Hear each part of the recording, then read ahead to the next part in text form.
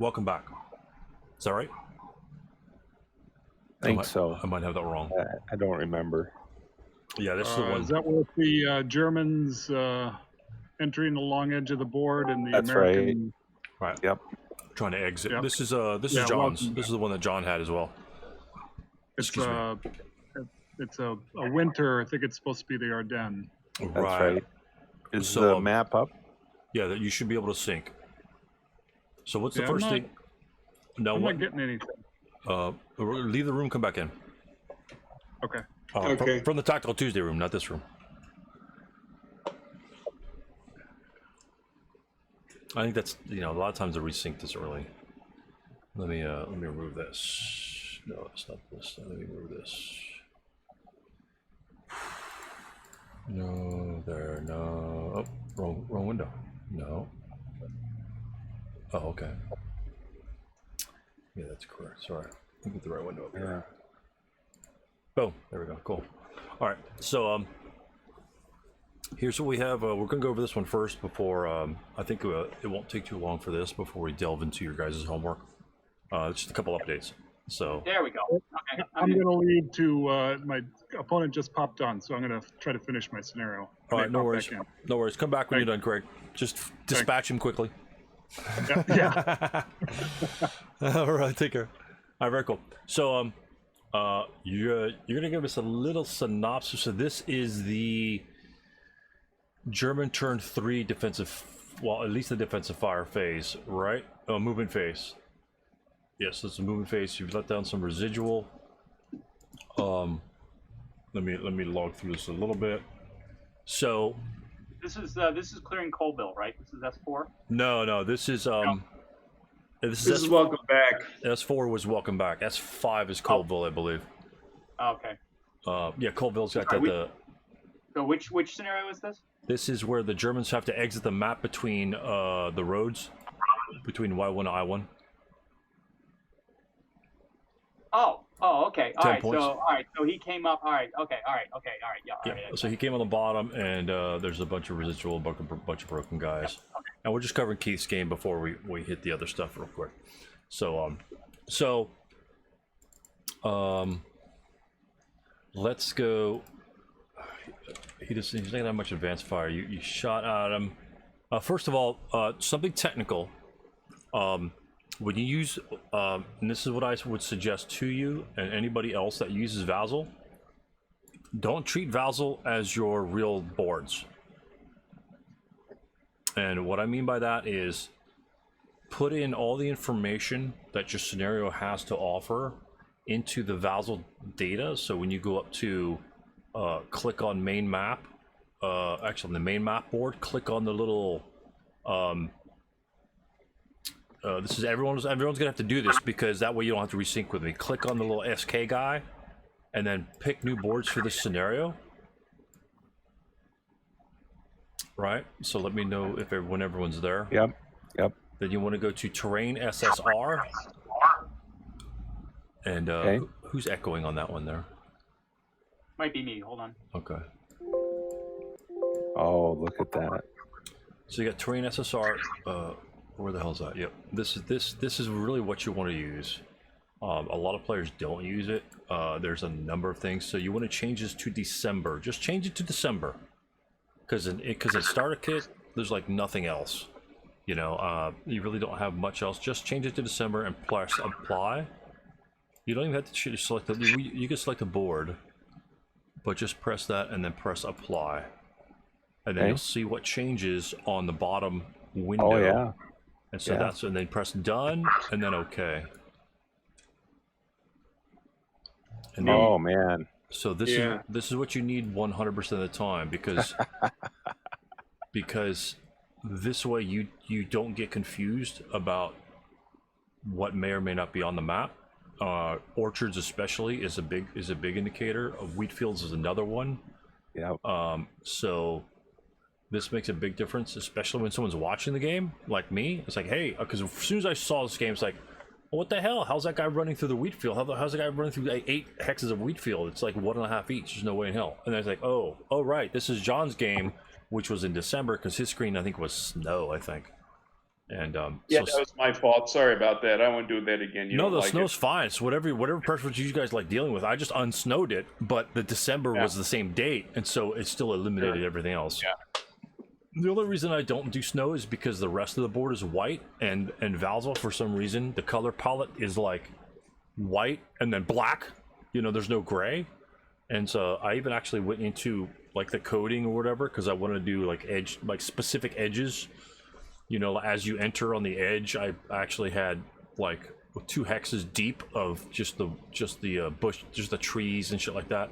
And then I try to change the snow to like a grayish one, sort of like an off gray, but there's no off gray color. There's just white, and it's just too bright. My screen's too big. Everything's white. It doesn't need to be white, but you know, it's just the way it is. Some guys love them. Yeah.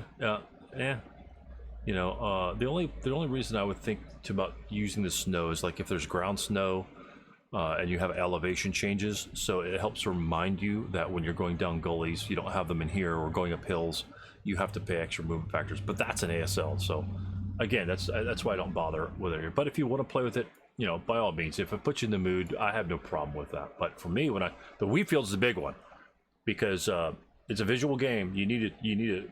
What you see is what you get, and that's what you can do with Valzel. You know, if all buildings are wooden, if there's a scenario special rule, all buildings are wooden, click in the same window, terrain scenario special rule, click building, and then click wooden, or they're all ground level, or they're all level 5, you know, whatever. Play around with those things and see how it changes things on the map. That's what Valzel is for. Valzel is a huge tool. Some guys will actually print out maps and take them to tournaments. And have them at large as well. Of course, if you're going to print them out, you might as well do that. And so therefore, it shows exactly what's on the map. Like might have some stream overlay or a big hill in the middle of town. That way, you don't have to. Yeah, well, you don't have to visualize things. ASL and starter kit are difficult enough, and then if you have to fight the terrain and having it in your mind, can be difficult at times. So it's whatever you're used to, whatever you're comfortable with. I don't have a problem with that. But I just want to point out that technical functionality is there, and it will help you ignore a lot of things, a whole bunch of things. Again, doesn't matter as much in starter kit, but when you start playing ASL, if you do, it's very, very important. Matter of fact, I'll tell you one anecdote. I was playing this one game. It was it's called Ad Hoc at Beaurains. It's an old crossover Crescendo of Doom scenario, but they converted to ASL. So pretty much it's an exercise of tank combat. I had British tanks, Matilda 2s and Matilda 1s. Now I have to get off the board. It's like 4 boards. It's like a giant friggin' scenario in terms of size. 4 boards. The Germans have like anti-tank guns. They have to haul everything. The Germans have they have to haul on the board.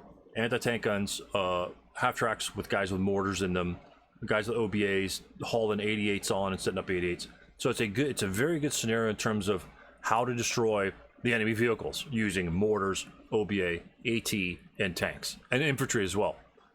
So very good scenario on that.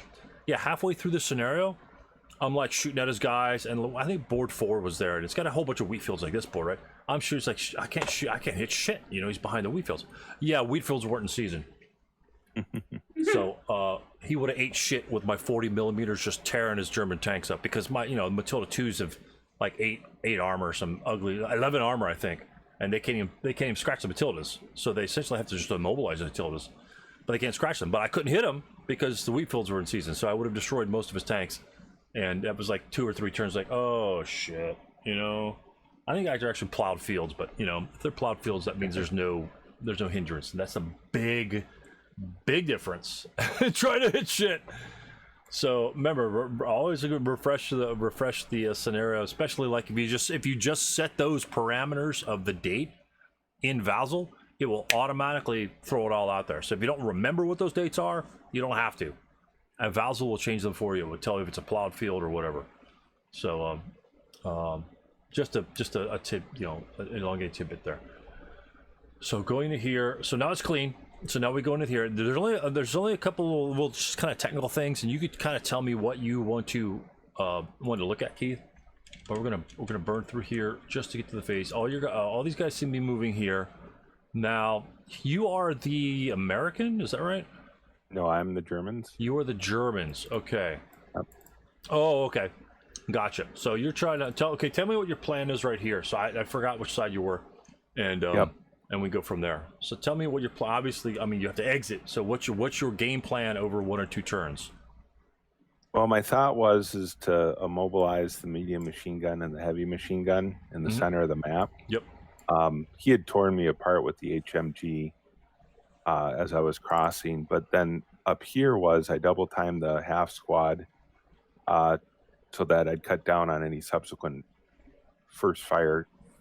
He would allow these guys to move. So my goal was move all the guys in the eastern side of the woods through Z1 and Z0 into Y1 so I could exit the board. All right. So that's what I was trying to do. Okay. Okay. So and then I had the stack down here at the bottom. Yeah, the 9-1. Under the 9-1 leader. Yep. That I was hoping to get whole, so then I could sneak them up along the woods on the northern side of the map, so I could put them in a position to get off the board too. Right.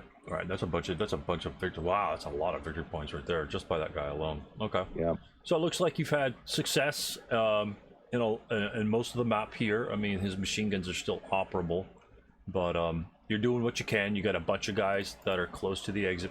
I mean, you only need those guys off, to be honest with you. So Yep. it's just a matter of performing well. So let's see what happens in a little bit. So that guy goes 1, 2, 3, 4, and then his 667 opens up on you and unfortunately breaks you. It looks Yep. like he rolls a 6. That was a bad break because there are 2 guys off it. So Right. now you 1, 2, 3, 4. 1, 2, 3, 4, 2. Oh, so you moved him right into the woods. You took a subsequent shot from the other unit that fired upon you. Yeah, and the 747 can't fire you no. Tell me about his 10-2. Why is he alone? I don't know. Okay. So part of what he was trying to recover from was he had set up really heavy in the center and on the southern part of the board. Okay. Through the woods. Yep. And he left the northern side pretty wide open. So I think there was just a squad or 2 in the woods around DD5. Yeah.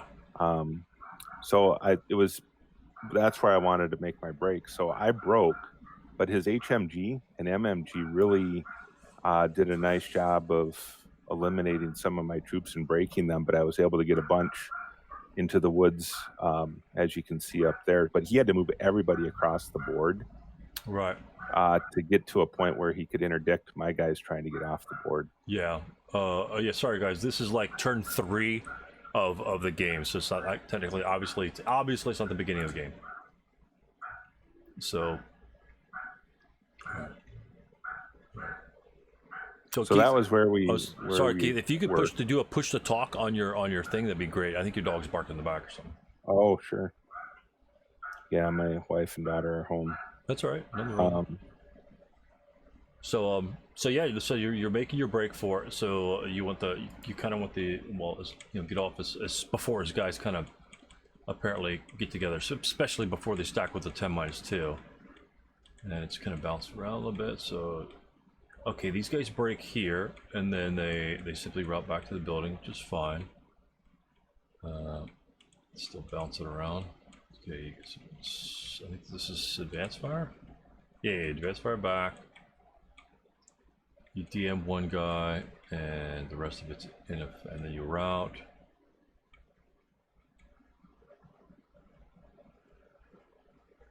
Okay, you're out there.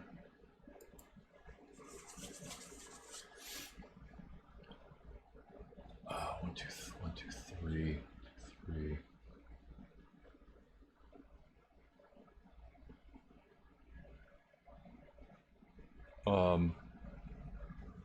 It's very something very minor. Why would you want to route that guy back to Z8 from X6? From here to Z8. Why do you think you need to route him back so far? I really don't remember. Okay. I Okay. think it might have been. I have no idea, to be honest with you. I Okay. can't remember what I did with the stack of the 9-1. Right. Yeah, I honestly don't remember. Okay. Because for all intents and purposes, the stack with the 9-1 is probably going to rally in the American rally phase, and then they're going to be moving out in the German turn, and therefore your DM status is going to be gone from this unit, from the unit in Z8 that you routed. You might want to just stop him at Z7. He's 1 hex closer to the edge. That would give him 1, 2, 3, 4, 1, 2, 3, 4. So just in 2 regular movement phases, he can get off the board easily. Sure, he could still get him off from that location. But what that will do is, let's say, I think this is the half squad. What you could possibly do is move the 9-1 with the medium up. Let's say if they stop here in Z7. Oh shit! There we go. Wow, that's kind of weird. And then the other guys rally, and then these guys rally here, and then what these guys can do is go 1, 2, 3, 4, right, with the medium machine gun. Again, that medium machine gun's that's a pretty good spot for that medium, because it could still cut off, these guys coming over with that 12 range. And then the leader and then the broken unit there will serve a dual purpose, where now he can hopefully try to rally that unit. Because if Z8 was a location where he wouldn't be able to be DM'd by the 8-1, that would be great. But in this case, the 8-1 and the units in W6 really don't really care that that guy might rally, because he essentially has to self rally or be rallied by your 9-1 leader. Because these guys at the top are where all of his fire most likely will be going, especially his medium machine gun. Because you just have so many units up there. That should be his highest priority, because if his units start breaking, which apparently they look like they're doing, then he's going to be in a world of hurt. So that's just a little snippet. Like I said, it's not that big a deal. You get to Z8, sure, and if your medium goes to Z8, that's fine. But it's just it's the shot to, like, if the medium were in, if you move the medium up to rally this guy there, he'll have a free shot at both of these woods hexes. If the Americans should happen to go in there or route in there or what have you, and he won't have the X6 as quite as a hindrance. He might actually have a shot or two way back here, a squeeze shot back there, in case someone wants to move across from the orchard. But not that big a deal. You've got most of your units up there. Again, you're pressuring the other machine guns, so it's not that big a deal. But again, if you were to essentially plan on him going to, actually he's down here, plan on him going there, and he's out of, because he's right there, he's not even out of normal range of the 747 in case the 747 wanted to fire there. So he was going to be DM'd. Well, actually the 747, yeah, it could DM him there. One more hex, and the 747 won't be able to DM him, just simply because the modifiers will be like +4. But anyway, that's not that big a deal. Didn't make a difference overall. But just something to think about. It's like, Sure. do I want him there? Especially on games where you have to be somewhere. Like if you're defending, it's okay to drop back a little bit more. But if you have to be moving forward, you want to try to minimize your backwards movement as much as possible, as much as safely possible. So just something to think about. Again, he's got plenty of targets to look at. He's probably 100% safe down there. And then, of course, the American route's up there. And tell me about this route here, Keith. Just in terms of rules, does he have to route there? I know you're not the American, but this is just what we're looking at here. Does he have to route to T0 from T1? T0 to T1. Yeah, that guy right there. What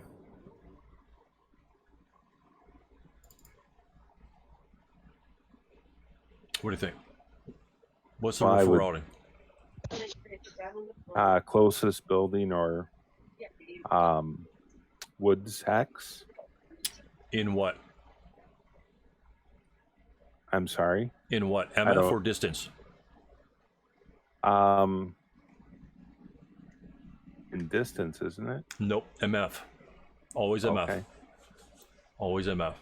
So that will make it. It doesn't make too much of a difference in this particular game since everything's flat, but it can make a difference when you deal with elevation changes. So just remember that.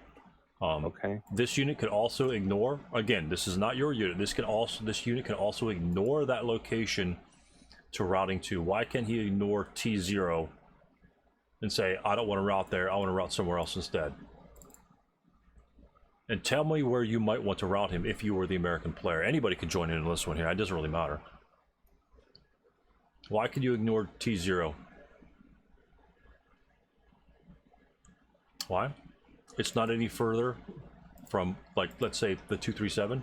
It's the same distance. So if it's the same distance from an enemy unit, you can say, I don't want to go there. I'm not really getting any safer. So where would you want to route? Since if he breaks there, right? Most likely you're still going to shoot at him, right, Keith? Mm-hmm. Mm-hmm. So he's going to remain DM. So he's pretty much not going to rally. He'll have a difficult time. Where's the best spot for him to rally most effectively? With the 10-2. With the 10-2. What's the problem in getting to the 10-2? And Face interdiction. Right. Who is interdicting this guy? If I take him and start... The MMG. The MMG is the only unit in normal range that can interdict him. Yeah, you're looking at 3 hexes of interdiction, but he's not rallying anyway. Right. And like I say, you need to flip your opinion on the backside as the American. But if you get here, whether you're a half squad or not, this SOB is going to rally you pretty damn quickly. Pretty damn quickly. And guess what? Now this 10-2's got someone to fire a shot. And he's got 8 morale. So you got to roll an 8, 8, right. 8, and I'm there.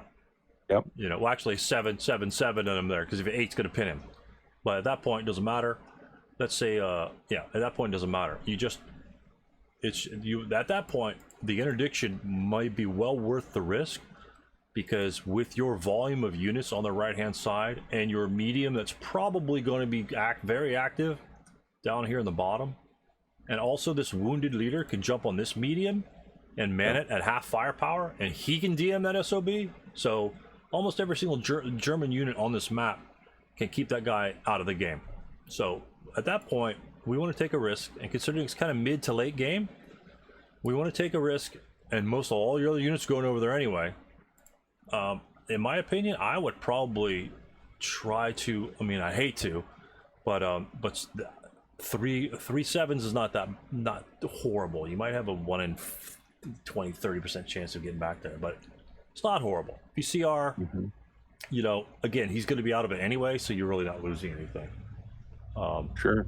And the next thing, and the other thing, just in terms of convention, and this is it on you. It's more likely on your opponent. When I look at, if you expand W6 and you expand Q6, tell me what you see. W6. Just like those two. Yeah. Yeah, Mark? Where he put his MMG should be, or the HMG should be on top of the squad, and then the leader on top of that. Right. Go ahead, Mark. 19.8%. Yeah, not too bad. 20% chance of getting 3 interdictions.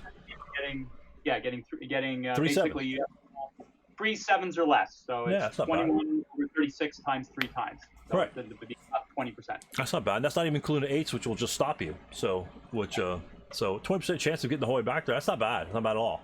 So it's better than repairing a weapon.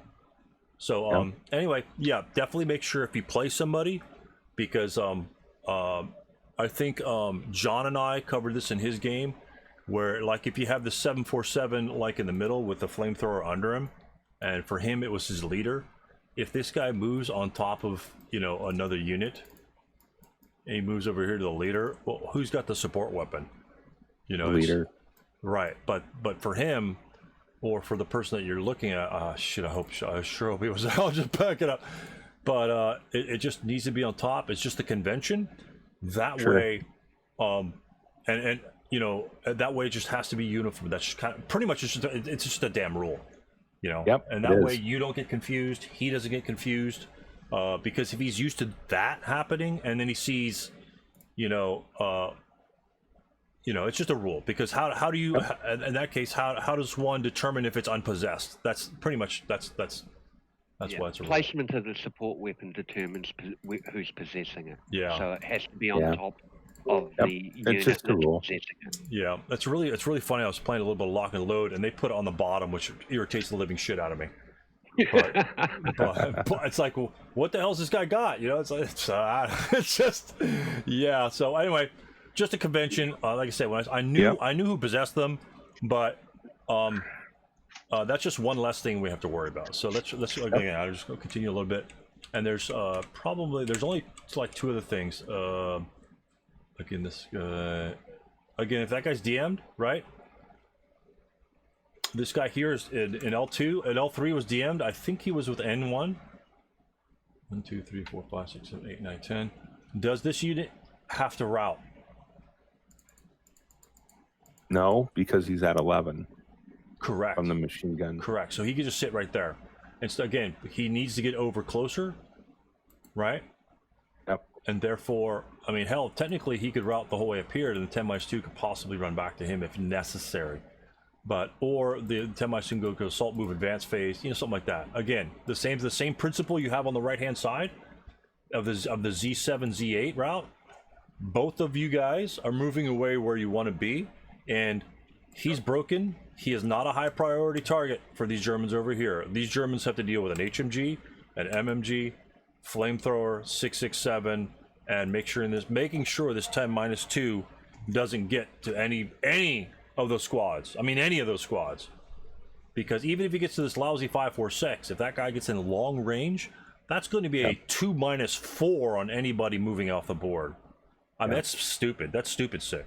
So, you just don't want him being anywhere. So, and he could just lose his DM at the end of the turn, so on and so forth. You're probably not going to fire on him.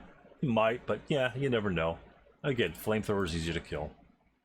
That's just like I said, just that's where you don't have to route backwards when it's not the best thing for you. So then we go to advanced phase. I think you get one guy off the board, a couple guys off the board. Now, the American turn comes and goes. Let's see. This is the American turn. All right. This guy. I did something really stupid here. What's that? What'd you do? This stack right here. Okay. I was at this point. His HMG was just causing me all kinds of problems, right? Right. And I overthought the situation.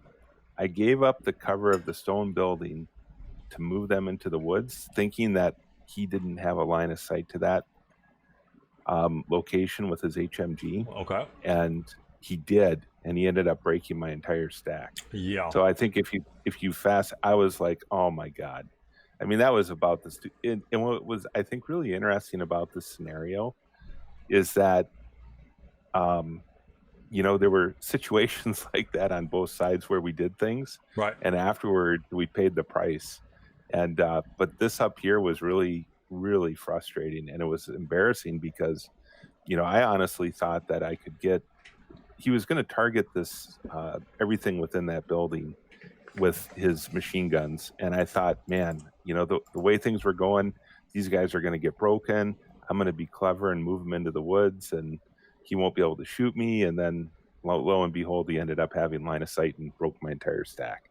Right. So that's what happened. But then, then you'll see I had miraculous rallies, and I ended up turning the tables on him. So it was kind of evened out, but it was really a bonehead move, right, on my part. Yeah, no big deal. But you live and learn. I mean, it's a stone building. You didn't think he'd rip you up. Yep. You since he's got two big machine guns and he's got a -1 leader on the other one, normally I would say you might want to leave somebody out in the open so he could take fire, but you're looking at Americans here. Americans don't screw around and busting your ass. You know, you got a 6.67 on the left-hand side, 2, 3, 4, 5, 6. He's in 6x range of Y1. You really can't leave anybody in the Y row. But you know, it's kind of like you made a dash for it. It's like, oh, you were like 40 meters short. It's like, oh shit, it's getting in the building, which is fine. Now, when he prep fires down here, that's when he prep fires at your guy at the building, right? Does I think so. It was, yeah, I think so. Okay, talk to me about this prep fire from your perspectives, because actually I moved the HMG's down here, but he puts a prep fire on the whole stack. Talk to me about this shot here specifically. Does his 5.46 actually prep fire? So it wouldn't. It would have been the HMG that prep fire. Correct. And then secondly, how I know that the 5.46 didn't prep fire. Tell me why. It was out of range. Out of range. Okay, so the HMG fires, right? Yep. Where are you going to fire the 5.46? Right here. Right. You have to keep those guys DM. Yep. You have to keep these guys DM. And he didn't do that. So but that's just said. You did since he's just simply out of range, and even if he was half firepower, if he was any other unit, it doesn't really matter. It's not going to add anything to the HMG's firepower attack. It's just going to be halved and just going to drop off. So he checked a couple LOS sites. You know, those are legit attempts. There's no qualms about that. Oh yeah, this unit here is actually up in here. Sorry. And then he moves forward. I'm not sure why he's moving forward. Again, if this were you, obviously, I think Mitch is. God, there was a Mick.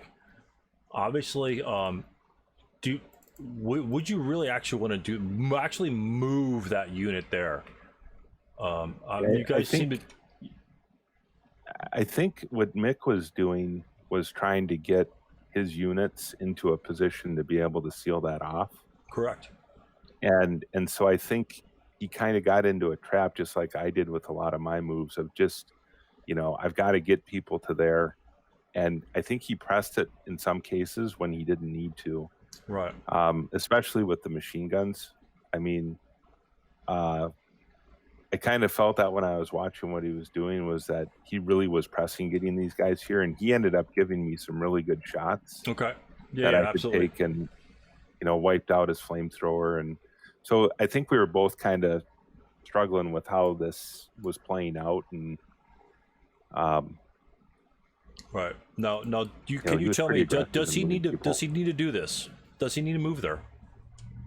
If he wants to cover this road, does he need to movement phase there? No, he doesn't. Right. He could just advance, right? He could stay here because apparently the LOS is already checked, so he couldn't be fired upon you, and he could just advance there. And that's exactly what you want to, because he doesn't need to be point blank. He just needs to cover the road, and that's exactly what he's doing. And he could just simply advance there, or advance to T1. You know, wherever. Either location's perfectly. Either location is fairly equivalent. So, and then we'll just continue from that. Again, those are just two little things and then he continues moving forward, and this is what happens. This is what happens when you do something like that, because essentially he just threw away a squad where he didn't need to at all, right? Right. And you in this sort of situation, especially since you're making a press for the edge of the board, that's taking an unnecessary risk of that he doesn't need to take. His job was to cover the road, and he could do that by just advancing. The same thing would advance, and there'd be no possibility of him dying there. Now guess what? His plan is completely fallen apart in covering the road, at least with that 667, and now he's got nobody essentially covering the road with full firepower effect. You know, with the hot squad, all the other squads are out of range. So he was actually the strongest unit. And these other units move up. The 10-2, I think, runs up there, seemingly wise. And yeah, what's with the slinky here? What's we're having some hard times moving troops around, I think. I don't know if that's what he did normally, but wow, I saw that and I almost went berserk. It's like, holy shit. I don't know what was going on there. Okay. Oh, another thing. Yeah. I'm sorry. My bad. Let's back up real quick, and hopefully it won't screw up. Oh, the slinky worm's going backwards. My bad. Okay. 667. fires here. What is your firepower attack and your modifiers? What was that, Stu, you said? Right here, when you fire on him from V1, from X0 to V1, what is your firepower attack? You roll a 3. I'm going to lock that. Okay. So he moved, right? He moved. And you're firing on him from the 237 in X0. This unit here is firing here. That would be the -2 for the moving in the open and not using assault movement. Okay. What else? +1 for the CX. Right. Does the CX is the unit considered moving in the open if any positive modifiers apply? No. Correct. So what would be the total modifier in that attack? It'd be 0, wouldn't it? Correct. Yeah. Correct. And your 3 on the 2 chart would yield what?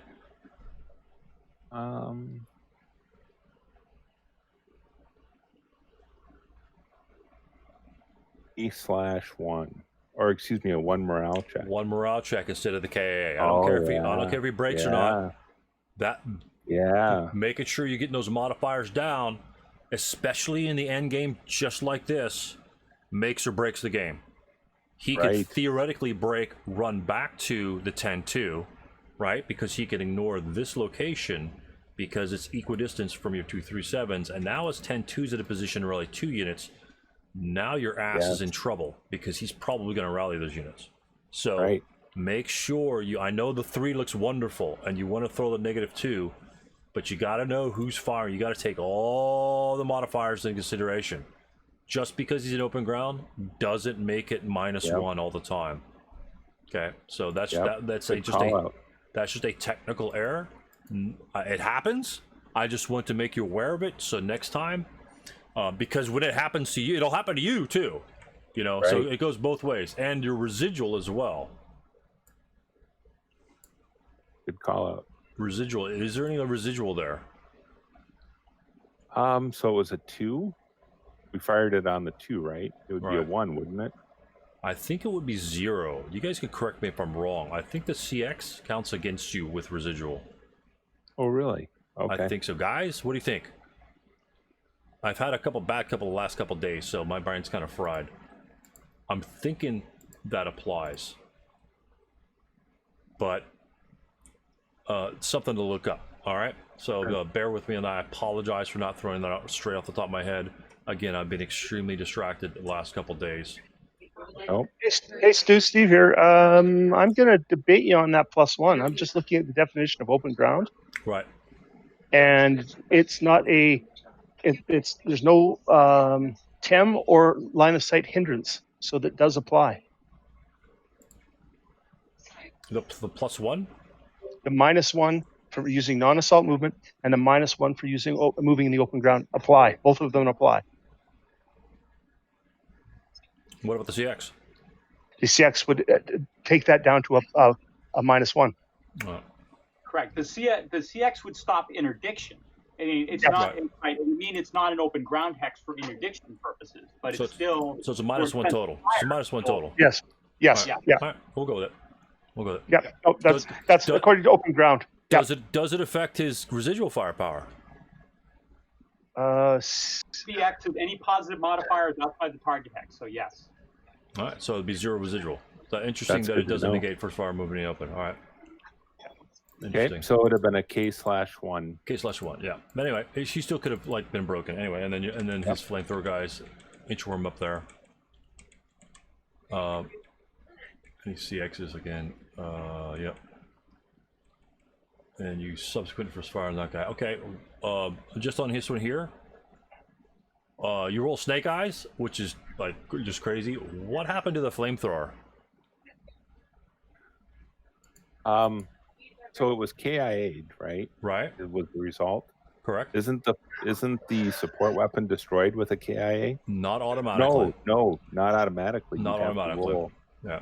Not that he would have run over to pick it up or gotten it within range, but not automatically. Like, say if that were an HMG was moving up, somebody else can go pick it up. Sure. Okay. So, but yeah, I saw that's I was looking for your subsequent roll, but I didn't see it. and then he fires there. He's just kind of moving guys up. German turn. I'm not sure why you're using the North Korean thing, but it looks cool. You know, I don't have a problem with that. It doesn't really matter what nationality things you use for the term market, but that's cool. So you probably have a couple guys there. Now, I see you here where you start moving guys on the right hand side. His HMG that was a disaster. Yeah, his HMG and his medium pound you there. Like I say, I don't think there's much more. Oh, you actually go into close combat here, which I don't dislike at all. Tell me why I don't dislike that. Let me tell. Like in my game is no way in hell I would do this. But in your game, tell me how it differs. Maybe you would kill those back. Well, I needed to eliminate that, otherwise I would lose. That was my thinking at the time. Do you need to eliminate it? And well, I was kind of pissed probably too because he broke my entire stack right up by the thing. So right on the edge. So I just wanted to do something. Okay.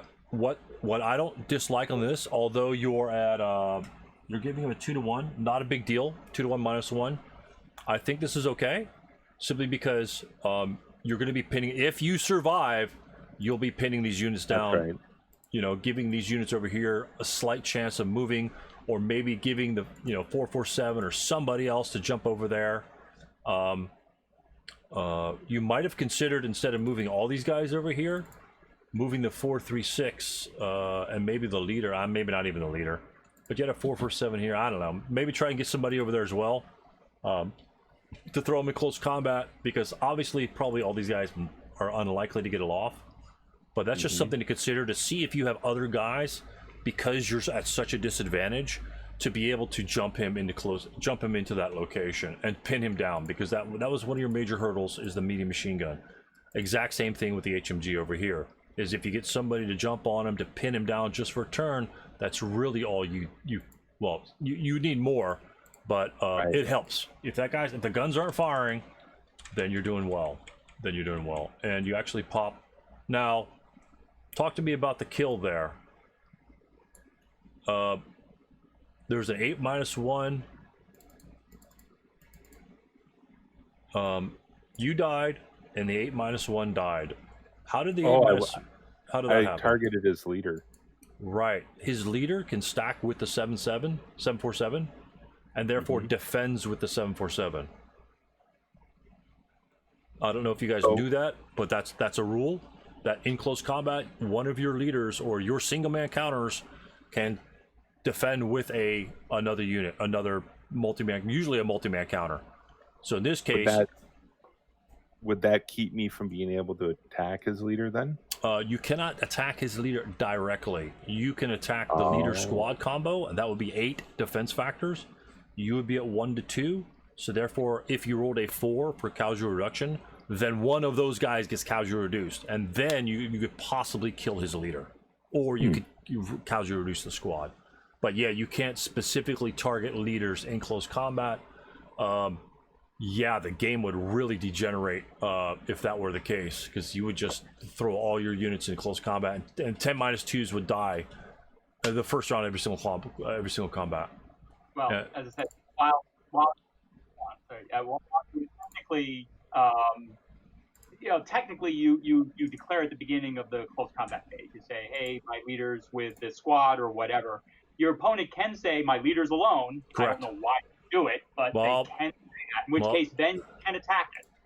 Right. Well, Steve and I could tell you why the leader would be alone in our last game, and I would imagine there are reasons, but well, certainly if your leader is alone, i.e., there's no squad with him or a half squad with him, then yes, he's obviously alone at that point. But right. But there are multi-man counters in the hex. Why a leader would decide to just be on its own, I don't know why, but there might be some. Check out Romanian Mar. Yeah. The last episode.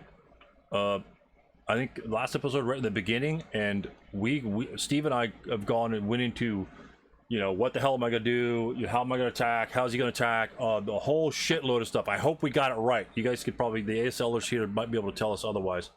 But I specifically split my leader from my unit, so I got the advantages because he happened to kill me. Anyway, it's ASL stuff. Check it out, and Okay. that's one of the few instances where you'd want to do that.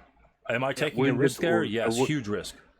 A wounded 6+1 or just a 6+1 on there. They're sacrificial goats. Right. Oh, yeah, I suppose, yeah, 6+1, yeah, wounded Right. 6+1 certainly isn't going to do you any good, yeah. And I think if the 6-1, I think if the leader joins the stack, then you have to take the leadership modifier, right? Yeah, you do. Yeah. Okay. Yep. Yeah. So anyway, in that specific scenario, Steve and I, it was a very thought-provoking close combat, which I honestly haven't been in quite some time. I thought about, these are ASL terms, so I don't really want to go into it. So if you guys are interested in seeing what you can do, at least in ASL, in terms of why you would do something like that, I invite you to watch that scenario and just fast forward it to the parts. I think right at the beginning of that one, the last episode, it starts close combat, and at the end we do another close combat round, and you'll see exactly why. It's a very interesting engagement, and I think a good example of why you would do such a thing. Okay. It's just very interesting. I was happy that a situation like that came up in the game, because it was like I was like burning my brain on how to keep those SOBs alive, and you'll see the situation. But anyway, but yes, just in this one here, Keith, pretty much he's going to defend with the 747, but not a big deal. If you guys miss a rule, not a big deal, but just something to review. And there's only one other thing I want to get to, because I think you win, right? You get the points off. Just pretty much you break most of these guys. There's only one other thing, and it has to deal with routing again. Yep, I appreciate it. All right, so he gets DM'd by your guy here, by your 436. God, I love 436 because it's such garbage. So you DM him, and I think you break the squad as well. Okay. Here's what we're looking at. It is turn 4. Germans have 2 turns to go. You break him from the HMG. Where's this good unit going to go in next turn? Where are your 436s going in your next move phase? To the HMG, right? Obvious. Right. Yep. And when will you get that HMG? After the rally phase of the next turn. Now, when you move in there, you could pick it up in the same turn you move in there, and you may fire it in the advanced fire phase. Okay. You can fire an HMG in the advanced fire phase? If it doesn't move. Oh, that's right. If the machine guns don't move, you may fire at them at half firepower, just like you would normally in half firepower. You obviously don't get any rate of fire. But tell me what happened here. Do you think he should have routed from that location, even though you broke him? No. Right? No, he should have stayed there. Stay there. What does that give him? Why? So what? Well, it prohibits me from being able just to walk in there and take the HMG. Correct. You'd have to take it after that, right? You wouldn't be able to just kind of waltz in there during your turn 5 and get it. You'd have to advance phase. What you probably do is, let's say you advance phase here, and then you can't get it, and then you'd have to move into it in turn 5, and then you could fire. I guess it really doesn't matter at that point. But anyway, it makes it such that it delays your movement. Because because it's your turn, you're gonna advance there anyway. I guess it doesn't make too much of a difference. But if it was his turn and you defensive fired on him, it makes a big difference. You see it? You see how the difference? It doesn't really matter in this case, because if he doesn't route, right, you're going to advance there because this is your turn of moving. You still get to move, so you're going to advance there. Let's say you advance there, and this is the last point, and then we can get on to the other one. Then these units are still going to be there anyway. Right, because the route phase has already come and gone, and then next turn you're probably you don't. Are you going to shoot at these guys next turn?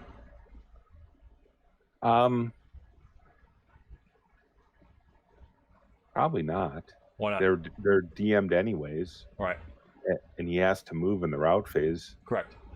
So you And then I could just advance in there. right, and you have other targets of opportunity. Yeah, a lot of people just fire at these guys anyway. But if you might have other targets of opportunity. So these guys are then going to route. And again, remember what I said about routing maximum distance away? You know, most players just run as far as possible. Again, that's 3 hexes away. Right. Yeah, minimize your route.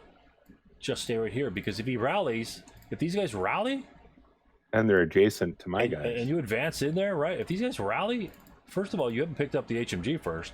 Yeah, they're going to be, they're going to be adjacent, and they might be able to blast you. And in their advance phase, go back in there, pick up the HMG. But if they move the whole way back here, they're done. They're done. They're out of the game. Literally out of the game. Out of the game. So the HMG is the only thing that's going to win you the, well, not necessarily the only thing going to win you the game, but it's pretty much damn powerful. This is the highest priority on the entire map. 10-2, notwithstanding.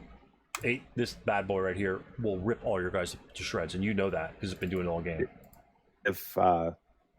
If he would have had just that HMG and a squad there, Yep. that basically is what he used the entire game to just really kick my butt. Right, and what The MMG did too, but yeah, oh, they're both powerful weapons. The range alone is just even if they're both 4s, the range alone is horrendous.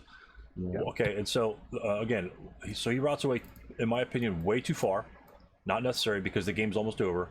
And what's the thing that he didn't do which allowed this to happen? he didn't use the 546 to DM. He didn't use the 546 to DM those units. Right. Could you have rallied those units? Sure, but it would have been harder. What's the morale in the back of this bastard here? 5. 5. What do you need? A 5. DM'd. DM'd, what do you need? You can't do it. It's well, you're in a building, so you're gonna get one for the building. Snake eyes. Snake eyes versus a what if he's not DM'd? He'd get it would be a 6. Right. Slightly different odds. Would you agree? Big time. Slightly. Here's my dice probability stuff right here. It's 6 is a 41% chance of rolling. Snake eyes is a 2.8. Yeah, this shit needs to stay DM'd for this simple reason. Because if you get a lucky shot off, you pretty much, HMG is your game. If you lose that, you lose the game. So not DMing your units probably cost him the game. So something to think about. Remember, when you go back, reflect on your games. How did you win? Did you win because you outmaneuvered them? It's possible. It's possible. But when he foregoes DM possibilities when they're extremely critical, these guys need to stay in DM. One, they can't move off the board, and 2, they can't fire at me. You know, he's not moving. He's blasting the guys. His attacks are over here. The 546 can't even fire. The 546 had no other attacks to use. His only attack was this one right here. Was he going to do anything? Probably not. That's a 4+3. Probably not going to do a damn thing. But doesn't need to. The only thing it needs to do is DM him. That's the only thing it needs to do. Then, of course, you could route again if you wanted to. There would be no point in routing because you need to be there to be close to them. And plus, the conscript unit's slow to move anyway. But the HMG was the top highest priority. Everything, yeah. I mean, that's all there is to it. You don't see these very often in many games, and there's a reason for that. There's a reason for that, and you know the reason, and he knows the everyone who uses the ones knows the damn reason. So, but anyway, he's got a couple of units over here. You break them, you get the guys off the board. But again, little things like that can make a difference. Unit back here, remember routing them a little bit too far, especially in an exit type scenario. If this were a safe spot or a leader was there or something like that where it can actually make a difference and be rallied immediately, otherwise save the hex. Save the hex of movement. Could you get off the same distance? Yeah, but keep them in the front, because again, if you keep him closer, he might see it and be distracted by it and think that he needs to fire and DM him again, and therefore might give your other units that you're interested in like these guys up there on the top, you know, the 747 might fire and therefore only make a 4 fire up top instead of a 6 up top. just to DM, just to keep them interested. And this the exact same reason over here why that I think it's a 546 546 breaks this guy, right, or keeps him DM. He's got no other targets to fire at. He needs to keep the DM, you know. And even if he does have other targets to fire at that point, the leader just assault moves. I mean, you could argue big time that if he had other targets to fire at because of desperation, then the leader advances out there, or well, technically you could advance everyone, but you don't want to deal with hindrances just to DM these guys. But the problem when you move the leader there is what happens when you move the leader over here, and then the next turn comes in and he wants to fire at people. The 546 wants to fire at more people, and his leader's over here. What are you dealing with, Keith? Possible cowering. Yes, and you don't even want to go there with this. So that's why the keeping the leader with the HMG is another top priority. Well, what about putting the 10-2 leader with the HMG? Is that strong? Hell yeah, strong. Is it necessary? Is it necessary in this case? All your guys are moving through Y1. What's it going to give the American on the 8 chart? Probably a -2. On the minimum -1, right? Right. 8 -1, that's easily a 1 morale check. All these guys have to roll less than a 6 not to pin. Pretty hard to do. The 10-2 with the rate of fire is absolutely fantastic. I mean, you could shred every single person on the planet. Are there any leaders up here? No, None. other than the 10-2. None. Any of these guys break, you know, you could possibly argue that him getting up here rallying these guys, again, I don't know why he was in P1, but you could argue him being able to rally these guys even from DM status. Now, what does the 10-2 need to rally this unit if he's DM'd? In the woods. Gets +1 for the woods, right? Or -1 for the woods, +/-2. That's a 3, so it's a +1. You need a 7 or better in order to rally 7 on a DM'd unit. A 7. You need and what did you need over here on your DM unit without a 10-2 leader? A 2. A 2.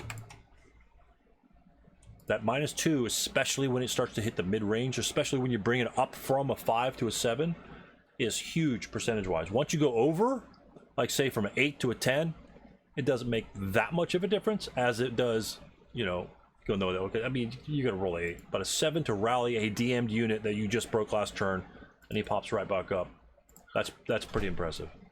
And then he could go about his business and like kill shit, you know. Yep. So Yep. yes, if the 8-0 were up here, that would be also useful. This is probably obviously optimal. I mean, obviously it seems to be optimal, but if you know, if you are in the boat that the 8 morale, do you need an 8 -3 to break these units? Probably not. Does it help? Right. Yeah, hell yeah, it helps.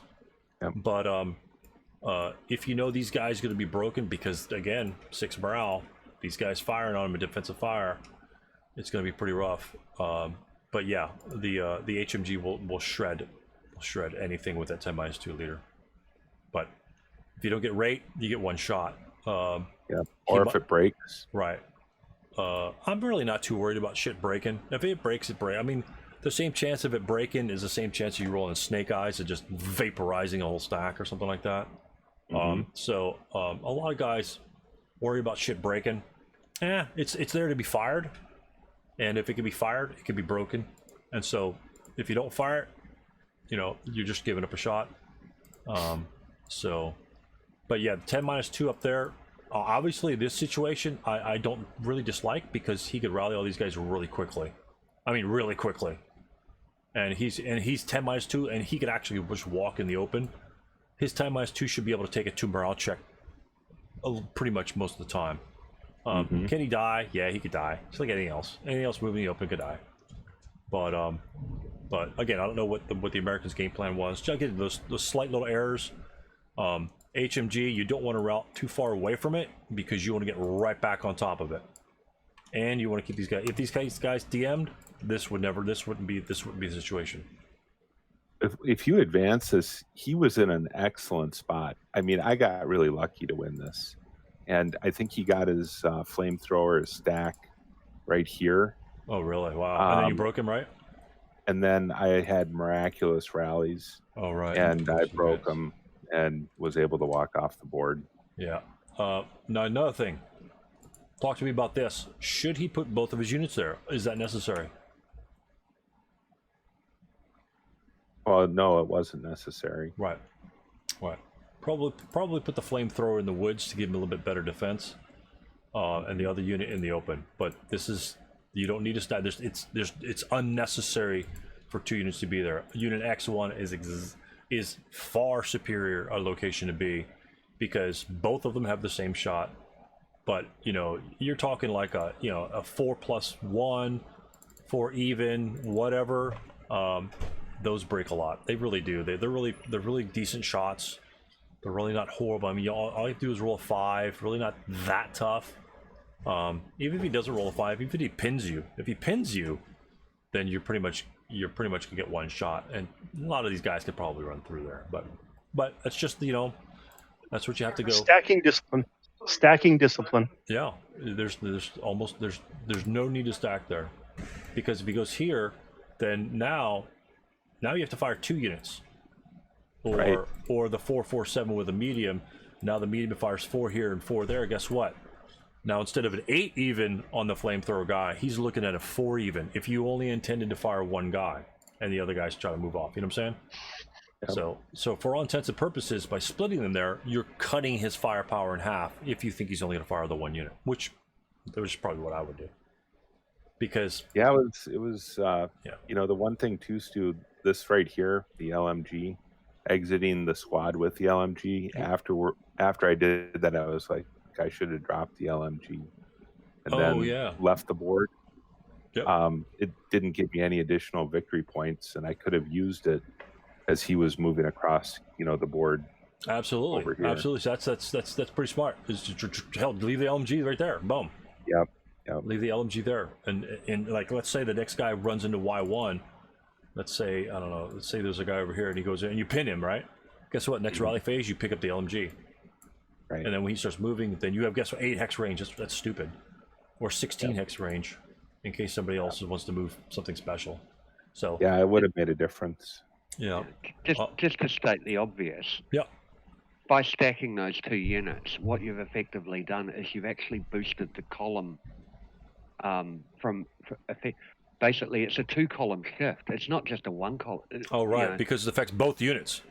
Yeah, yeah. Even though now against the other squad, it's basically taking it to a 6-column flat, a 6 flat, because it's an 8+1. Right. But it's a single dice roll. Right. It's a single dice roll on an 8 flat versus the flamethrower, and effectively a 6+1. Sorry, a 6 flat versus the other unit. Right. Are you following that, Keith? I am. Yep. So whereas by splitting it, you take it to a 4 flat, so you're dropping it 2 columns. Right. And it's a 4 flat anyway, so you're dropping that by a column. That's huge. And that's a giant percentage change from a 7 for the average roll, or an 8 on the 8, an 8 on the 8 against the other unit. It's a big shift. Big shift in survivability. Big shift in survivability. One of the things that actually changed the way I looked at fire attacks in general was looking at column changes rather than just DRMs. Right. So I worked out and rather than raw firepower numbers. I don't worry about halving firepower. I look at column changes. Yeah, which are pretty much the same, as long as you're dealing with like sets of 4. It would column change, or the below 6 is like every 2, but after that, it makes a difference with DRMs. Yeah, absolutely. It helps you. It's a better way of visualizing what the possible effect is. Yeah. Like unless you use some heretical optional variant. Yeah. It's like anytime you have like the single unit with CX, sort of like in the game that we were talking with, the game that I'm in right now. adding this CX447 to an attack does nothing for you unless it's point blank. Because if it's point blank, it'll be 8 firepower it's adding 2 column shifts versus the 1 column shift, which is going to be negated by the CX. The only And reason why you secondly- would want to do is just point blank. Other than that, never use them. Does that captured MMG actually have a load breakdown as well? Yeah, it should. Yeah, so there by splitting it, and it Oh, and right. it loses a rate of fire of 1. Does Also, it not?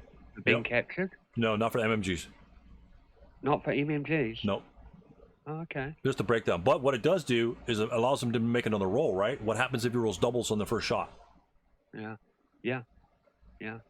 Exactly. He's coward. Then he's coward and he's screwed. He's Yeah, stuck. when it's done. So Yeah, no, captured weapons do have the rate of fire lowered by 1. machine Okay, guns. I wasn't sure if that. Yeah, I wasn't sure if that applied in SK. I know it applies in ASL. Regular machine guns. Yeah, Yes. captured. You lose the rate of fire. All captured weapons lose 1 rate of fire. Or rate of fire is reduced by 1. Okay. Yeah. But Okay, but yeah, cool. big differences. Thought I'd bring that up. Big differences in just the little things like that. Again, obviously you guys are newer players. Rules errors will occur, but just spot them. Just this is kind of like what we're doing to refresh it, and you can see that you know, the 667 that was eliminated here. The flamethrower I'm not going to worry about too much about, simply because of the range. It has to get way too close. It could make a difference, sure. It could make a difference on both sides, on his attack and on his being destroyed. You know, Right. that sort of thing. But the biggest takeaways I want to give you here are the routing. Again, the routing is very important. This unit, although he did move up there to rally him, which was fine, he didn't have to go here in case he had different plans. You know, whatever. I don't know what his plans were. But you can elect to take this shot here. But if his plan the entire way was move the 10-2 up there, absolutely move into the woods and move the 10-2, because the 10-2 can come the Q1, R0. You know, it's a pretty safe path. You know, so that's I have no problem with that. But I don't really care. Don't really care about the close combat in W6. Going into close combat was the call to make, simply because you guys, you know, missed it up just a little bit. Doesn't matter. The idea is the same. You either wanted to kill them or just keep them busy. But the biggest takeaway, in my opinion, from this engagement here, from this point of the game, from turn 3 onwards, because I didn't see the early game, is recognizing where your threats are going to be coming from. If shit starts to happen, once these units rally, this unit can't do anything about DMing him anymore. Then he has to fire, guess what, the HMG on him, and he doesn't want it. That's not where he wants to fire. This HMG wants to fire over here. So the 5.46 can do nothing else. So therefore his priority is DM. That's it. That's it. And again, that's probably just the inexperience of the players involved. I don't have a problem with that. Just recognize that in your games. And you might want to, I would encourage you, since you're learning, to point stuff like that out to your opponents. Say, hey, you might not want to fire that 5.46, that guy, because you're not adding any firepower. You could possibly DM my guys over here. Can it cost you the game? Yeah, but you guys are still learning. Doesn't really matter. Sure. Doesn't really matter. Like you said, you got lucky and won this game. Should he have annihilated you? He could roll 10s and 11s. You don't know what the hell he's going to roll. You know? You could still win. I mean, everyone's won weird games like that. Don't be ashamed of that and that you got lucky. I mean, every time you get involved dice, you're gonna get lucky. But just little things like that. I just want to try to imbue some concepts of especially situational concepts. I mean, you could just take this to the next game. Doesn't necessarily need to route the whole way back. The guy over here didn't even need to rally or didn't need to route. You know, would it make a difference? Probably not. But just recognize that you have that option. And then you can evaluate, can I leave this guy here? What can he give me if I leave him there? And if I go backwards, you know, you're getting a 1 on the dice roll versus pretty much half a movement phase. I mean, those are things you need to kind of swivel out. Is he better off at N2 since he's not going to get shot at anyway? And then he's going to be, if he goes 1, 2, 3, 4, if he goes 4, if he's here and he rallies, right? If he goes here and he rallies, he goes 1, 2, 3, 4, 1, 2, 3, 4, 5, 6, 7, 8. He's not even in range of Y1. That's the example we're looking at. This is the example, this is the takeaway here for this 546. Let's say he rallies and he doesn't CX, because you don't want to CX because you want to get the -2. Unless you're desperate. You might be desperate. 3, 4, right? He goes 4 here, maybe doesn't. 4 there. That range is 9, out of range. If he should happen to rally here, goes 1, 2, 3, 4. Guess what? Range of 7. He's in range now. Of course he's got the advanced phase, but you know what I'm talking about. It's sometimes one hex can make all the difference in an entire game. So, but yeah, and don't fall. Like I said, the one last thing, don't fall in the pitfall of when I break, I need to route 6 full movement factors back, especially when you're leaving something like this behind. You want to make him work for it. But again, it didn't really matter this much because it was your turn. You had the advanced phase. So he has to route anyway, but if he didn't, then he wouldn't have been able to get the HMG at all. And if you would have rallied, guess what? You just blast his ass. I mean, it's a low chance to rally, of course, but that's what we're looking at there. So yeah, I just want to point out those couple things in there. Hopefully, like I say, I don't really care about the mistakes. Just things to keep looking at. That's all. Little things like that happen all the time.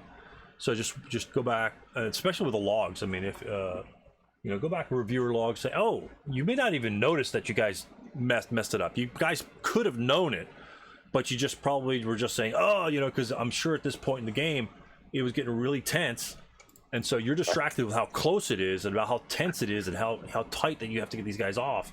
And the same thing with him.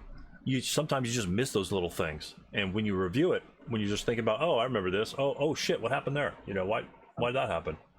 Stu, you want to be honest here. One thing you'll never ever see in an ASL game is a perfect game. Yep. Never. Yeah. There are Everybody. It's animal. It's utopia. Yeah. All the time, every time. So if you make a mistake, I don't know if the rules in Starter Kit A.2, There's nothing. which is the rules to live by. Yeah. Not only is it rules to play by, it's also rules to live by. Well, since they don't have The other thing is don't and this is down to personal preference, but just anecdotally, yes, last night I was playing a game against a guy I've played for the last 30 odd years, and he had a unit under a foxhole that had a broken, malfunction machine gun. Because it was under a foxhole counter, he'd forgotten about it. Oh. And and this was at the beginning of the prep fire phase, right? And I'm thinking, well, under A.2, oh, it's too late now, ASOP and all that. Well, really, you want to win by that?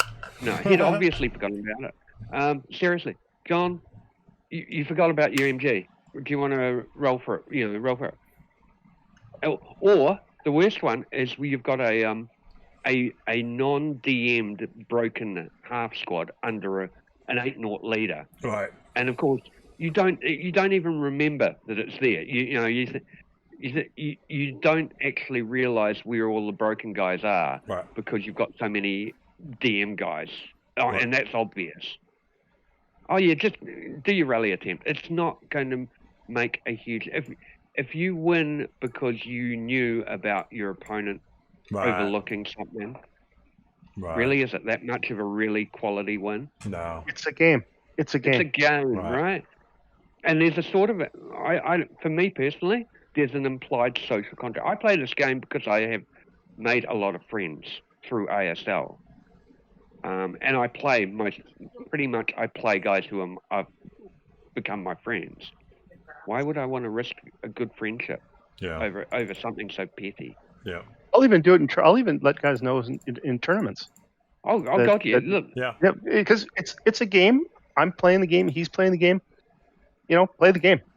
Yeah, Wow. yeah. There are some guys I try and avoid during tournaments because Yes. I don't look forward to playing them because they are, or I will not go to a tournament in that particular region because Wow. I know what the type of player is. And let's face it, I spend 5 to 10 when I go to ASLOC. It's $5,000 to $10,000 per ASLOC for me to Ouch. get there and pay it. Yeah. So it's not a cheap option. So I'm not going to spend money going to a place where I have a fundamental philosophical difference in play style. You can be as strict about the sequence of players you want. Yeah. I'm just here to have fun. Right. Yeah, and socialize. And ASL is one of the best communities for socializing. Yes. Because both of you during a combat, especially the scenario like this, you're both riding the highs and lows together. You're both experiencing the same highs and lows and emotional pulls, which brings players together. If the guy's an asshole, it's going to be a very negative sort of experience. Whereas if it's together like this, and you can both laugh about it, say, "Yeah, it was really close," that's what makes it engaging. And What is the most frequent topic of conversation in the ASL community? It's the war stories. It's the narratives. The really extreme dice rolls. No. I got a reputation at one ASLOC as being, they actually gave me a nickname, Snaky Pete, because I rolled 75 snakes over the course of ASLOC. I rolled 13 or 14 against in one game, and I still lost.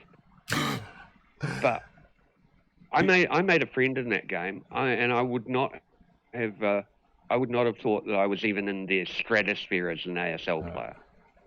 He sold his dice on eBay for $300 after that tournament. Well, the guy wanted to chop my hand off. The guy wanted to chop my hand off and mount it on the end of a stick. Yeah. Well, I played against one guy.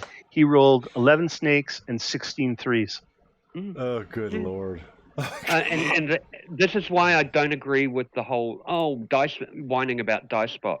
I've had worse streaks or more extreme streaks in face-to-face play with precision dice, not the precision dice with the logos, but with straight precision dice than I've ever had on Vassal. That's your problem. You need the logos. I'm gonna put my 2 cents worth in about the dice bot, and that is, it is known that it skews things slightly high and slightly low. You'll get more 10s and 11s and 3s and 4s than you would randomly. Yeah, at least with the random org one, it's a lot less. Yeah, it's when random more org's not infrequent. playing, play with a webcam and a dice tower. Yeah.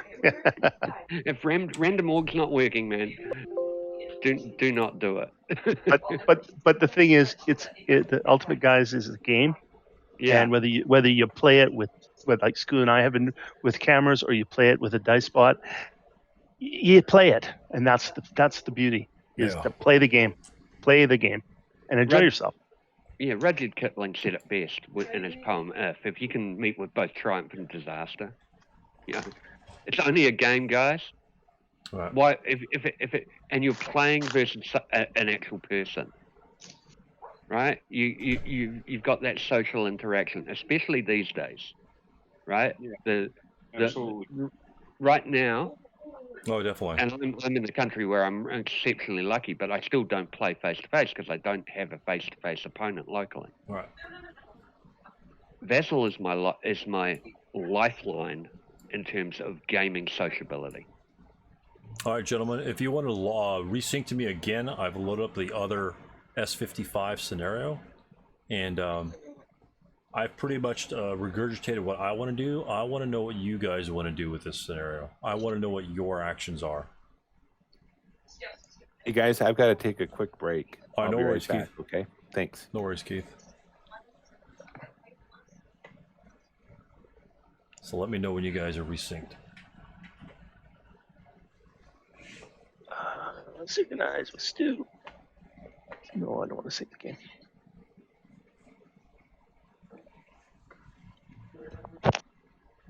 I'm there. Okay. John, Mark, you guys good? Pete?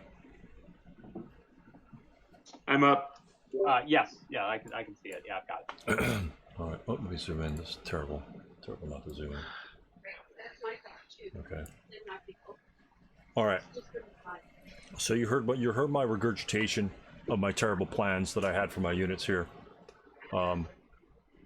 Reflecting upon what we were discussing last time.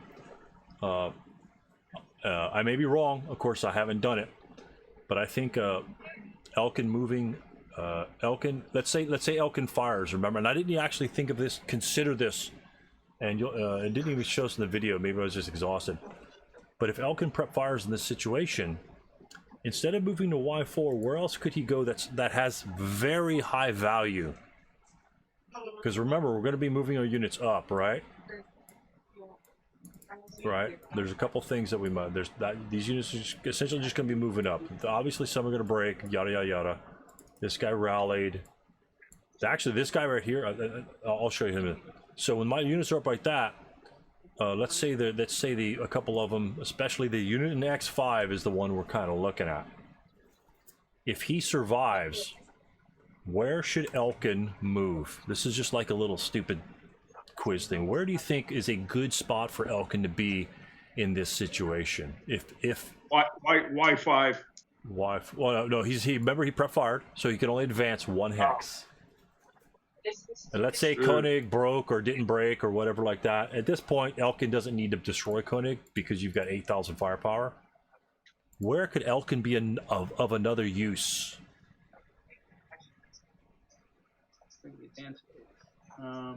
What about where he came from? What does this do for us in the next turn? In the German player turn?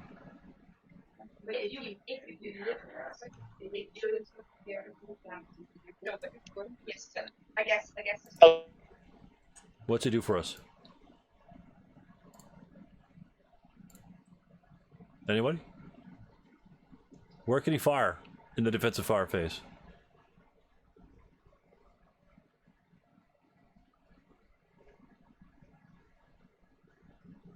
John? He could fire at X6. He could fire at EE5. X6 is what I want to hear. That's the first thing I want to hear. If he takes his 16 chart, he's going to be taking a 12-1. So therefore, you got to make him make the decision. If he wants to decide to take that shot, let's say we had 2 units in there. We actually might want to sweeten up with 2 units. And if both of those break, this would be better off. This might be a little bit better here, but you know what I'm talking about. Because this unit, actually, the 458 can CX. And this, to be honest with you, we'll go back to the 458. Anyway, if we give him a sweet opportunity, he might want to take it. Because Koenig's got trouble on his own home front. Mm-hmm. So if he fires here, he's going to be taking that 12 up 1 shot, which is, essentially we get a 12 up 1 shot on Koenig, and then next turn we get another 12 up 1 on Koenig. Whereas if he was okay and then he just ran away or broke or whatever that, now we don't have a 12 up 1 shot in the defensive fire phase next turn. So that's what kind of, and then later on, let's see if those guys broke. He can also move, right? He can go 2, 3, 4, 5, 6, and then get a 12 up 1 shot later on. So essentially, you're giving him a free 12 up 1 shot because he can get in the same position.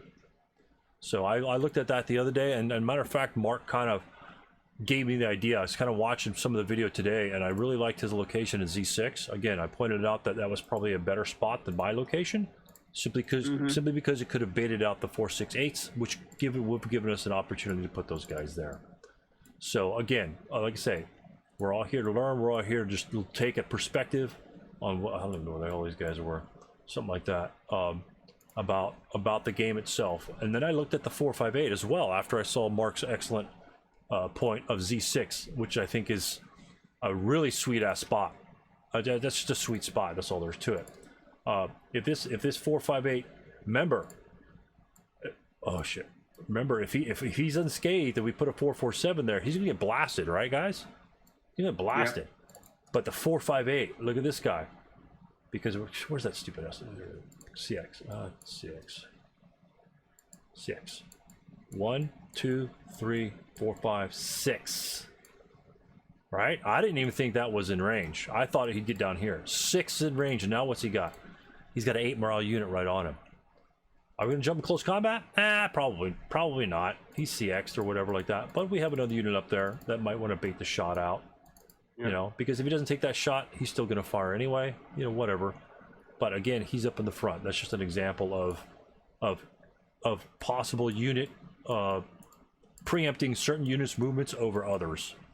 You know, he's so far in the back, that's pretty much the only move he's got in terms of getting up there and getting into somebody's faces. Can he move to other locations? Yeah, he could probably do. He could also do a possible swing around the end. He can go 1, 2, 3, 4, and then advance, or advance here, and the next turn go 1, 2, 3, 4, and then do an advance in close combat if necessary. I mean, that's another likelihood again, however you want to plan that. But if you want to use that 8 morale to bait that shot out, which he may or may not take, I mean, there's another opportunity there. So you saw my botched prep fire attack. Let's try to figure out John or whoever, it doesn't really matter, but just different avenues of, instead of attacking, how about moving? I really like, I think Mark pulled up the possibility of moving to Y5 with Elkin. I think that's a very good potential. Do we need to fire anybody at that case? I think you have an argument of not firing anybody and just scooting everybody up, just assault move, advance phase everybody up. So how would that look like in our situation? At that point, this guy still needs to be DM'd, and it doesn't really matter how we assault move and advance phase everyone up, because we just fire at long range and that guy's going to be DM'd, right? So the guy on the right hand side is going to be in the exact same situation, but just how close do you think we can get, and how much firepower do you think we can get on these guys? So assault moving or advance phasing people up there. I think we want to get to X5 and V5 with some good units to put pressure on the flanks, to either make them fire or make them move or whatever. I think the 628s in U5 is very strong in terms of advancing. Elkin, again, this is remember the potential we had. I think we just touched on last time. We're moving Elkin last, right? Because that's what the opponent wants to fire at. So if we move these other units first, if we want to prep it, if we want to bait his fire out, we do assault move with the 628 first, right? We want to assault move that 628 first, because what that will do is that will put some pressure on him in the advanced fire phase. Because if Elkin, this 628 can go here, and this 628, if he fires, and even if he doesn't fire, can also move over there. And then we can move a 458 going 2-4, right? And then you can move Elkin if you wanted to by himself on the back door to set up the attack over here. Or, like I said, you can move Elkin conveniently to Y5. But realize that, again, using your units to the best of your ability, it all depends on what your plan wants to be. Do you want Elkin here to pressure 2 potential spots? Or do you want Elkin focused on the right-hand side to fire at the one building that we were kind of targeting last time anyway? We'll bring that -2 to the building that we want to take. Over here, it does give us good supporting firepower, but Koenig's not going to be there. You know, do we have that LOS from there to Koenig? That's a tight one. That's pretty tight. I don't know if I'd take that shot, to be honest with you. I think I'd fire at X6 again. He's probably going to scope back here as well. He might do something like that if we, you know, we'd have to deal with that again. Can I just interrupt me? Yeah, sure. So just with when you did the baiting move of the 628 plus the LMG, I wouldn't use the LMG guy. I would just do the 628, the plain 628. No, just assault move him. Okay. Leave the 628 with the LMG. Right. For later, because what you want is you put the 628 with the LMG in the stone building. Over here, on the right hand side. Right. Yeah. I guess that'd be fine, because he could also go here and bait the shot out too if this guy's going to fire at him. I don't think he And will. before you move the 6 to 8 as the last Yeah. unit before Belkin Right. or Elkin. Because that's your you ultimate move objective. the 447. You move the 447 up on the hill and then adjacent. Which one? Move it, Pete. Move it, Pete. Okay, so this guy, 2, 3. You move him. You just move him up. He's Right. not going to fire. He's only a lowly 447. We've got an established precedent of this guy's defensive fire. Right. He's going to ignore the 447. He doesn't see it as a threat compared to Elkin and the big 6 to 8. The 6 to 8 LMG is your second strongest threat. Right. So move that second to last with this guy. Right.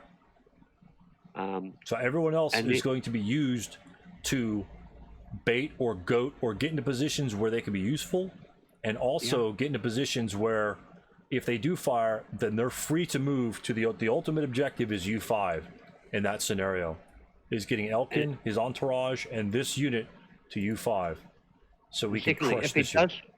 If he does fire, you've always got the possibility that it doesn't actually wipe you out, in which case he's got limited. He can't fire at anything further away. Right. And again, this is what. Now that's a pretty bold move with the 447, but you've got that precedent. You've got that understanding of your gun.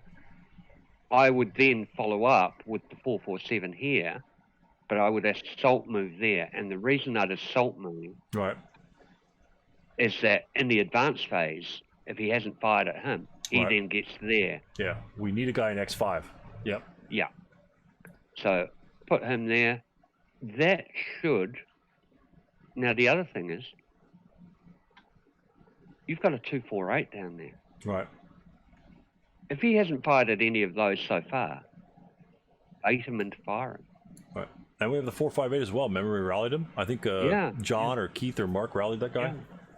You could. Now he's going to do. He might want to wait until 4.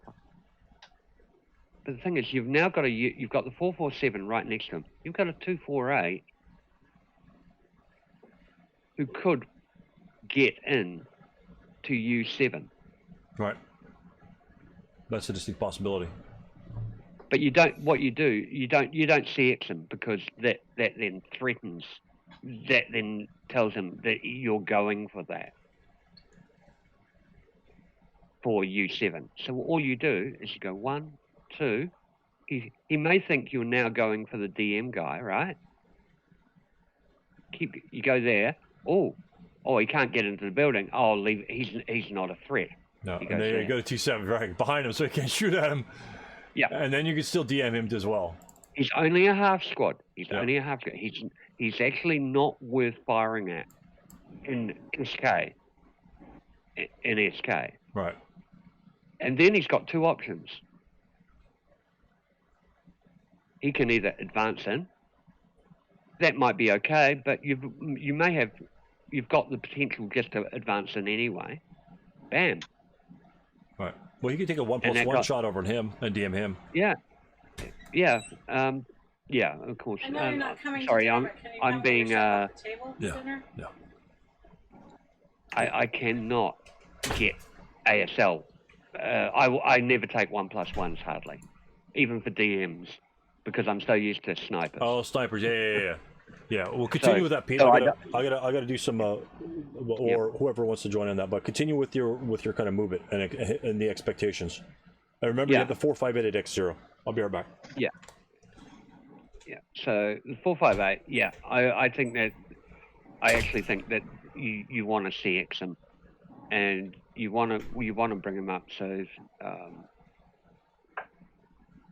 bring him up 1, 2, 3. Now, in this case, I wouldn't actually bring him right up. I'd actually go 4, 5, 6. Get him. He's an 8 morale guy. You've already got an 8 morale guy adjacent. Bring him up so he can actually advance into, because you got to think about the advanced phase as well. if at any point these two guys there have first fired, then you've got the opportunity just to go 4. Or if they're first fired and they haven't, and they've still got you've still got surviving units adjacent to them, just move like this. He's not going to be able to fire. You can CX him from there. So my view would be, it all depends on what his defensive first fire does to your initial moving units. My view would be something along the lines that, and I would actually bring, and then the 628 would actually go there, and then you've got the opportunity to, in the advanced phase, you can move these guys into this hex and that hex, and you've still got a very nasty.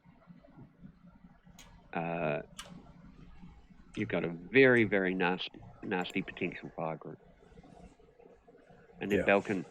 I still think that this guy goes to there, basically. Right. That's the best shot. No, forget about W7. Forget about W7. You've got anything that survive. You're going to have troops in the advanced phase who are in V5 anyway, so they've got a line of sight to it. Oh, right, on the backside. Yeah. And they could be your 628s, or they could be the other units moving up. Yeah, and if his 628 survives in W5, he's got, and the 81 is still in W6 for some unknown reason. Yeah. Go into close combat, man. You've got to,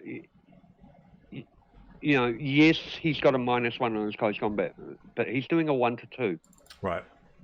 Yeah, even with the 628. If you just throw the 628 in there. Yeah, exactly. Yeah, you throw the 628. He's doing a 1 to 2. Yes, it's a -1, so it's a 1 to 1. All right. You've got a 1 to 1 anyway. Right. And which is really interesting. So when you point that out, do you want to throw both units in there? Because that'll give you a 2 to 1. No. Right, no, because it's not going to give you that. That's going to just give you one more unit that he can get lucky on, because he's going to be 1 to 2 anyway. He's got a -1 modifier. Yeah. Never put multiple units into a close combat where you've got a negative, facing a negative modifier at all. It's a column shift.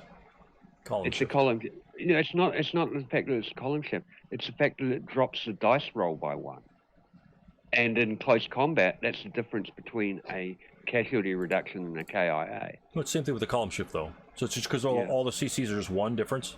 It's essentially boosting. It's essentially from 1 to 2 it goes to 1 to 1. Yeah. Yeah. So it's yeah. But I actually just now, admittedly, that's because I've had a bad lot of CCs this year. Yeah, that's true. But I've just been playing Japanese recently, so I'm very wary of that -1 modifier, because it only takes a 3, and all of a sudden it's down to a 2 KIA. Yeah, it's pretty crazy. So, and all you need to do is remember, close combat affects everything that you're attacking. So it's not like a fire attack where you roll a 1 KIA that only kills outright 1 unit. In close combat, you kill everything you're fighting. Right. That's the difference. So in this situation, like John or Mark, what would you do if this were the end of the Russian player turn after he advances into these locations? We actually got a unit back here too, Pete. We're going to move your 447. Yeah. Well, he, as a 447, you stick him right up the guts into X5. Yeah. Because he was CX this turn, you just stick him right up the guts. All right. So, so this is your movement phase, right? Yeah. All right. So that guy's no longer CX, so he goes 1, 2, and then advanced phase X5. 3, 4. Or just 3. 3? Or just 3? 3. Now he's threatening the victory location. He's going to have to fire. Right. He'll fire here, and that'll give Elkin much safer chance of getting into that building. Oh, absolutely. Yeah. And if he And doesn't who fire, knows? then we get more firepower. Yeah. And more firepower. And you do a conservative move with the 628 and the LMG and with Elkin. Right. Play on this guy's conservative. This last only firing on super targets of super value. Yep. So, and then again, Camkin, you'd probably want to move over to U4 maybe, U4 to U5 since Elkin didn't go over there, just to give the leadership support in case. Oh, absolutely. And then he's gonna get him up on the hill so he doesn't have to advance. Actually, advance CX doesn't really matter, but get him in this building. Plus, it'll allow these units not to cower next turn. Mm-hmm. And because of 628, you want to take advantage of that full firepower. So that's what we're kind of looking at there. Now, the other thing, though, you guys got to realize is that I don't play SK. I only play ASL. So, right. So a lot of my moves are predicated based on my experience with ASL, and that doesn't always work out well in SK, from what I understand. In this particular instance, other than just bypassing, I think just the maneuvering of getting into location is pretty much the same. The only difference would be certain things with LMGs, but we won't get into that. So essentially, the defender is slightly weaker, so we could take advantage of that by moving more units. And again, what Peter said last time is that moving is very valuable, and can be actually more valuable in SK because of the limitations of the defender has.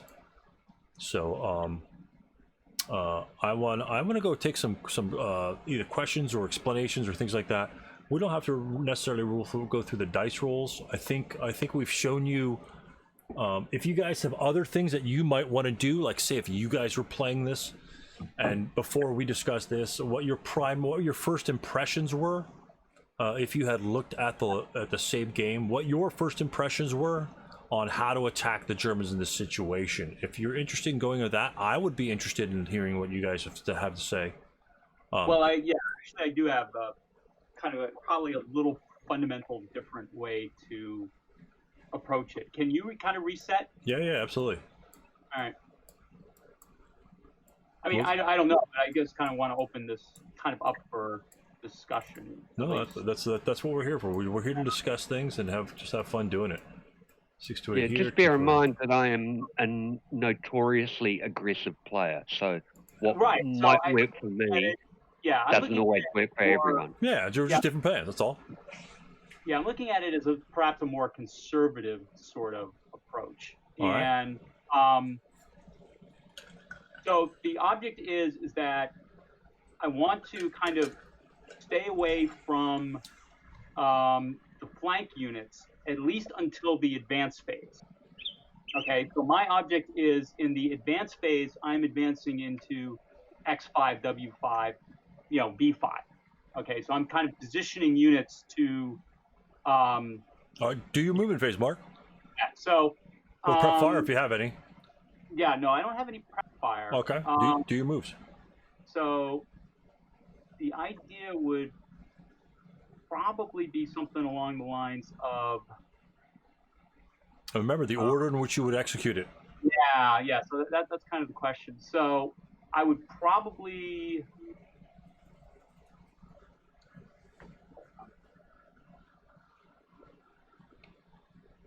I'd probably end up doing something like. I was going to say, I probably would do something along the lines of.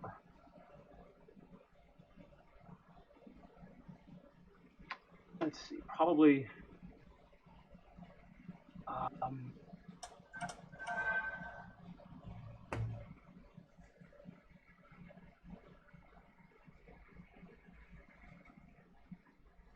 Do you wish to bait out any shots first? No, I don't know. I'm feeling something along the lines of just something like maybe this and and then salt moving there.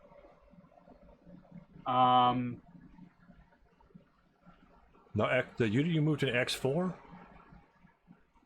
Yeah. Where's he gonna end up? I want him in X5. Okay. All right. So basically, the idea is these 3 units. All right. So right now, of course, the idea being is the only unit that can fire is Koenig. Okay. So you're trying to keep these guys out from fire opportunities. Right. So the idea is that eventually you end up hopefully getting something in the advanced phase. You end up getting something similar to this, and then, so during the movement phase, Elkin assaults moves there, so he can advance there. The 447s are probably, their assault moving. So that 447 stays there. This 447 probably, comes up here. So during the advanced phase, these guys are here. Okay. Okay. Then I mean, no. I mean, the idea, I guess, for my idea is if you advance there, okay, now that takes these guys out of the turn. I mean, they're not doing anything. Right. Let me ask you one thing before we. Which building is your objective? At this point, well, yeah, I mean, that's an interesting question, because right now, at this point, this building is probably your objective, because that's where your strength is right now. Is that building easier to take than the Kroger building?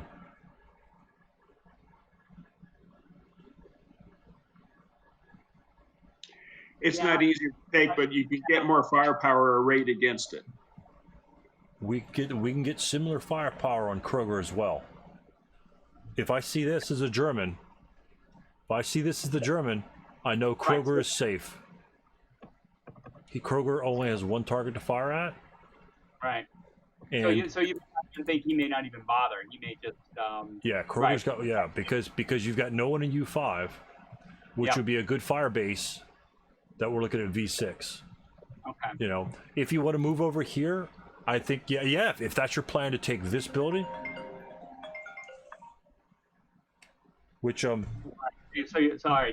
right now, the difficulty would be is you say Koenig is kind of free to move. I mean, the idea that I have is that if he the first opportunity he has to really fire at you is his prep fire phase. And if he chooses to do that, well, he's not skulking. Well, he's going to defensive fire on you, right? Well, but the point was that right. But the point is that I'm staying back. This is my advanced phase. This is where I am in the advanced phase. Everybody else is back kind of 1 hex. So the only one who can fire is Koenig, because at the end of the movement phase, let's say everybody's kind of back 1 hex. Right.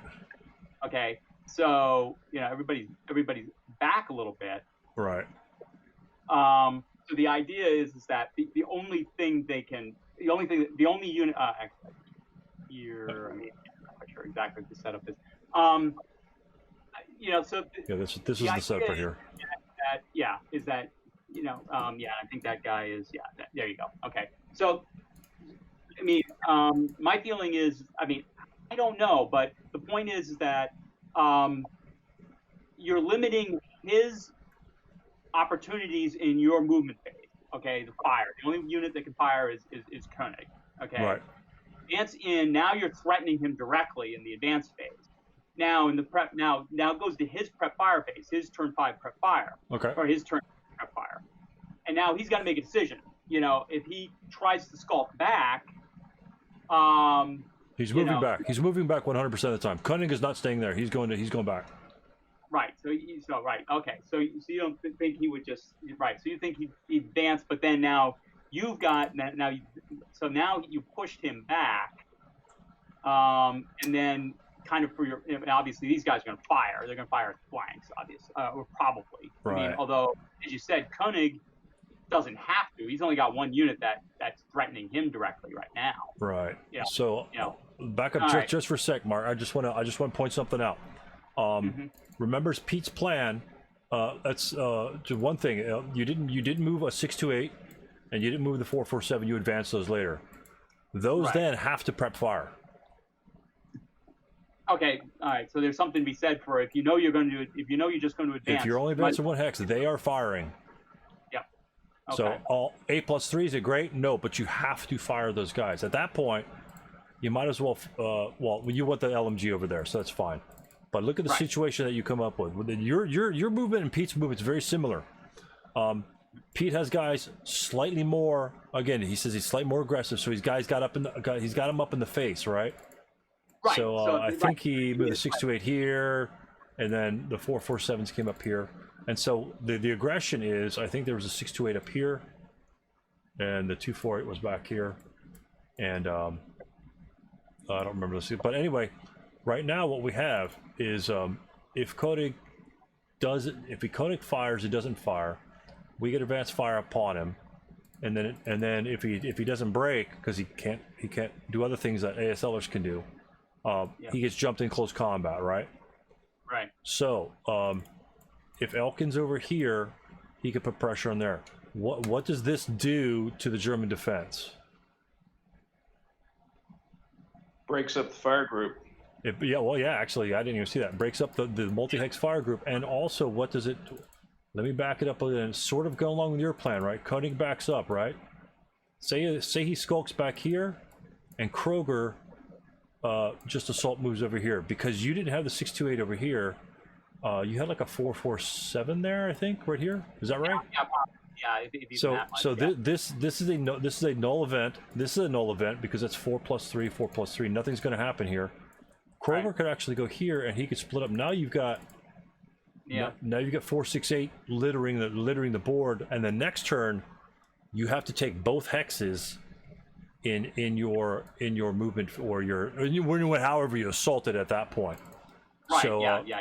that's why I think Koenig's a key point, and that's why I was wondering if even if you put guys over here and that's your assault group, right here he could just skulk back here and not get shot at, and then he could do something bullshit like this, or at that point he could go here, and then skulk. Oh my god, I did not select them all. But something like that, and so obviously at that point the only thing you can do is rush him and jump in close combat. Because you got 8 firepower on there. If you want, I think your plan is fine, but I think instead of just assault moving in a Z4, I think you move Elkin and Y5. And how does that differ for you? You're gonna take a shot, right? You're gonna take at least one shot. Yeah. I mean, it does give you probably a 6 up 1 or something along those lines. This is gonna be 6 even, and this is gonna be 8 up 1. But what that gives you is that gives you one fire phase to use the -2 on one of these guys. Right, but it also gives him, in theory, the opportunity to take an 8. Take an 8+1 at you. Right, but what do you have? Well, you do have -2 leader, so you're hoping You have a 9 morale leader, not an 8 morale leader, a 9 morale leader. Right. 9 morale leader, and the -2. You want that -2 clicking. So for that to happen, sort of like the 10-2 in Keith's game, he can move in the open because he could take 2 morale check shots. He has to pass those morale checks. He has to pass these morale checks with the 8 morale units. Yep. Plus, if this is 8 up 1, right? Because he just goes in there. So this is going to be 8 up 1 shot. What's the returning shot back on him? Elkin's, Well, I mean, 8 up 3. with Elkin, if Elkin fires back at these guys, or Koenig for that matter. Oh, I'm sorry. I was going the other way. That's right. Yeah, 8 up 3 for the German way. Elkin's got 8 up 1. Right. So again, if you advance him in there, is he going to stick around? By knowing our opponent, we know he's not going to stick around. okay. No, I don't know. Again, I don't know if the LOS from Y7 to Y5 exists. I would venture that does not exist. So therefore, you don't get Elkin in your advanced fire phase, and you don't get Elkin in your defensive fire phase. So 2 phases you miss out on him instead of just 1. Okay. Yeah. And the reason why while I was here and after I prep fired him, I could assault move in here. What does that give me? that stops him. And if we had other units that were, let's say we took W6 or whatever, however the situation kind of played out, right? He can't skulk to X7, right? Right, yeah, I can't do that, yeah. And if he just skulks back here, then hopefully, I think we got the 628 with the 2 LMG and the 4. You know, one guy's going to be in this building. He's still going to be blasted. So it still gives us defensive fire capabilities later on. I think simply because he's got 1 hex back to move, we need to bloody some people up or get right up into his face. Yeah, I think it would be great. I mean, yeah, I think we can. Let's see. Is you want to maximize Elkin's use now, and right. So right. There's something to be said for that. Now, if Elkin wasn't there, maybe you might want to be a little more conservative because you now can't. All right, let's just run through that, and I'll be conservative. I'll be the conservative player. You make your move, and I think we could try to figure out where this guy might want to fire if you're being conservative. And remember, when he sees you being conservative, most likely, where's Elkin going to go? If all your guys are assault moving, well, you could take your first shot, right? Your 8+, since you're going to advance. Take your 8+3 on shot on cunning. That might be extremely effective. And if cunning breaks, how does that change your plan, Mark? Oh well, then you just open the floodgates up. Hopefully. Right. And you just then I probably would push because now you know he's gonna. Well, actually, if he breaks, then my goal would probably be to try to get the 248 into position so he can't route back to W7. You know. I'd probably do the flank moves. Probably the 8-0 leader would end up at C6. You know, the whole point would be to make sure he can't route. Right. So our plans are very similar. Our plans are very similar. But my plan was based on breaking the guy. Your plan is based on just, you've got those guys got nothing else to do, so they're going to fire, and then everyone else is going to assault move, which is fine. It's just if you break him, then you're going to go to essentially try to make him pay for breaking, and then you could do what you need to do at that point. So fire your 8+3. Just go ahead and take your shot. You'll need a 5 for morale check, of course. So all right. Okay. Didn't work. So no effect. And now, prep fire. Assume. Well, we're not going to worry about the guy on the left-hand side. So go ahead and do your movement phase. All right. So I would probably say. Oh, cool. Andy's here. Cool. Yeah. So that's it. All right. So this guy's. All right. So so that's the question. All right. So he assault moves there. So that's now. All right. So he assault moves there. Okay. Let's see. I would probably assault move this guy here. Okay. All right. Right. Let's see. Right there. Would I fire at him? No. I don't think you would. Right. I don't think you would, honestly. Because he knows right there. You assault move those guys. Yeah. Go ahead. Right, yeah, because the question would be is what he thinks is going to happen. So once you assault move here, once you assault move this guy here, right? Yep. He knows where's the 447 going to move? Well, I mean, ideally, that's why I was thinking about firing him there because now, I mean, either he's got the only way he can get let's say to use 6, here for U5 for example would be to come up and join him, which might be dangerous. That would give you a pretty nice target in your fire phase. Right. So where would you want to move? Where's the 628 going in the V5?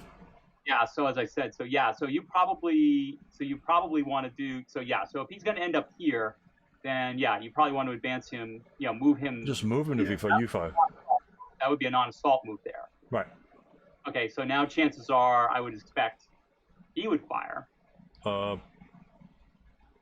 No, if you assault move there, it's a 6+2. No, it would have to be non-assault movement. Yeah. Because you started here, so they expend 4 movement factors to get there. So you have to expend all your movement points to get up there. So that's a non-assault move. Yeah, I think I might have to fire him because I don't see anybody else moving.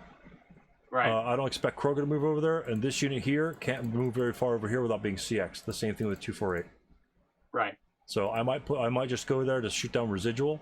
for whatever reason. So I'm just going to take the shot. It's 50-50 maybe about actually I'm doing that. Oh, there's the typical 3, so that's to be 6 up 2. One check. 5, yeah, so that'd be a 1 check. So if I take the morale check, oh look, man, this feels awfully familiar. Yeah, okay. All right, so he's broken, and there's 2 residual there. Right. All right, this guy assault moves up to here. Okay. Now I know. So 1, 2, 3, 4. Well, now all right. So now the question is. Yeah, since he probably now knows nobody else is coming. Yeah, this move's a little more dangerous. 1, 2, because now you can fire at him. I just substitute for his fire because nobody else can move on that side, right? Move that side. And that'll give you a free shot. That's a free shot for me. Right, and you can try to stay away from him, and now you've got to go CX to get here. Right. So you basically can go do, because now at least, right, so now this guy can't fire, but now, I don't know. I'm not sure I would have Koenig fire on him, since he's going to have targets up here to worry about. No, Koenig's going to fire probably 628 LMG, or Elkin, wherever he ends up. Wherever he ends up. So... Because if he's waited this far, he's going to wait until it's all over. Yeah, so if we...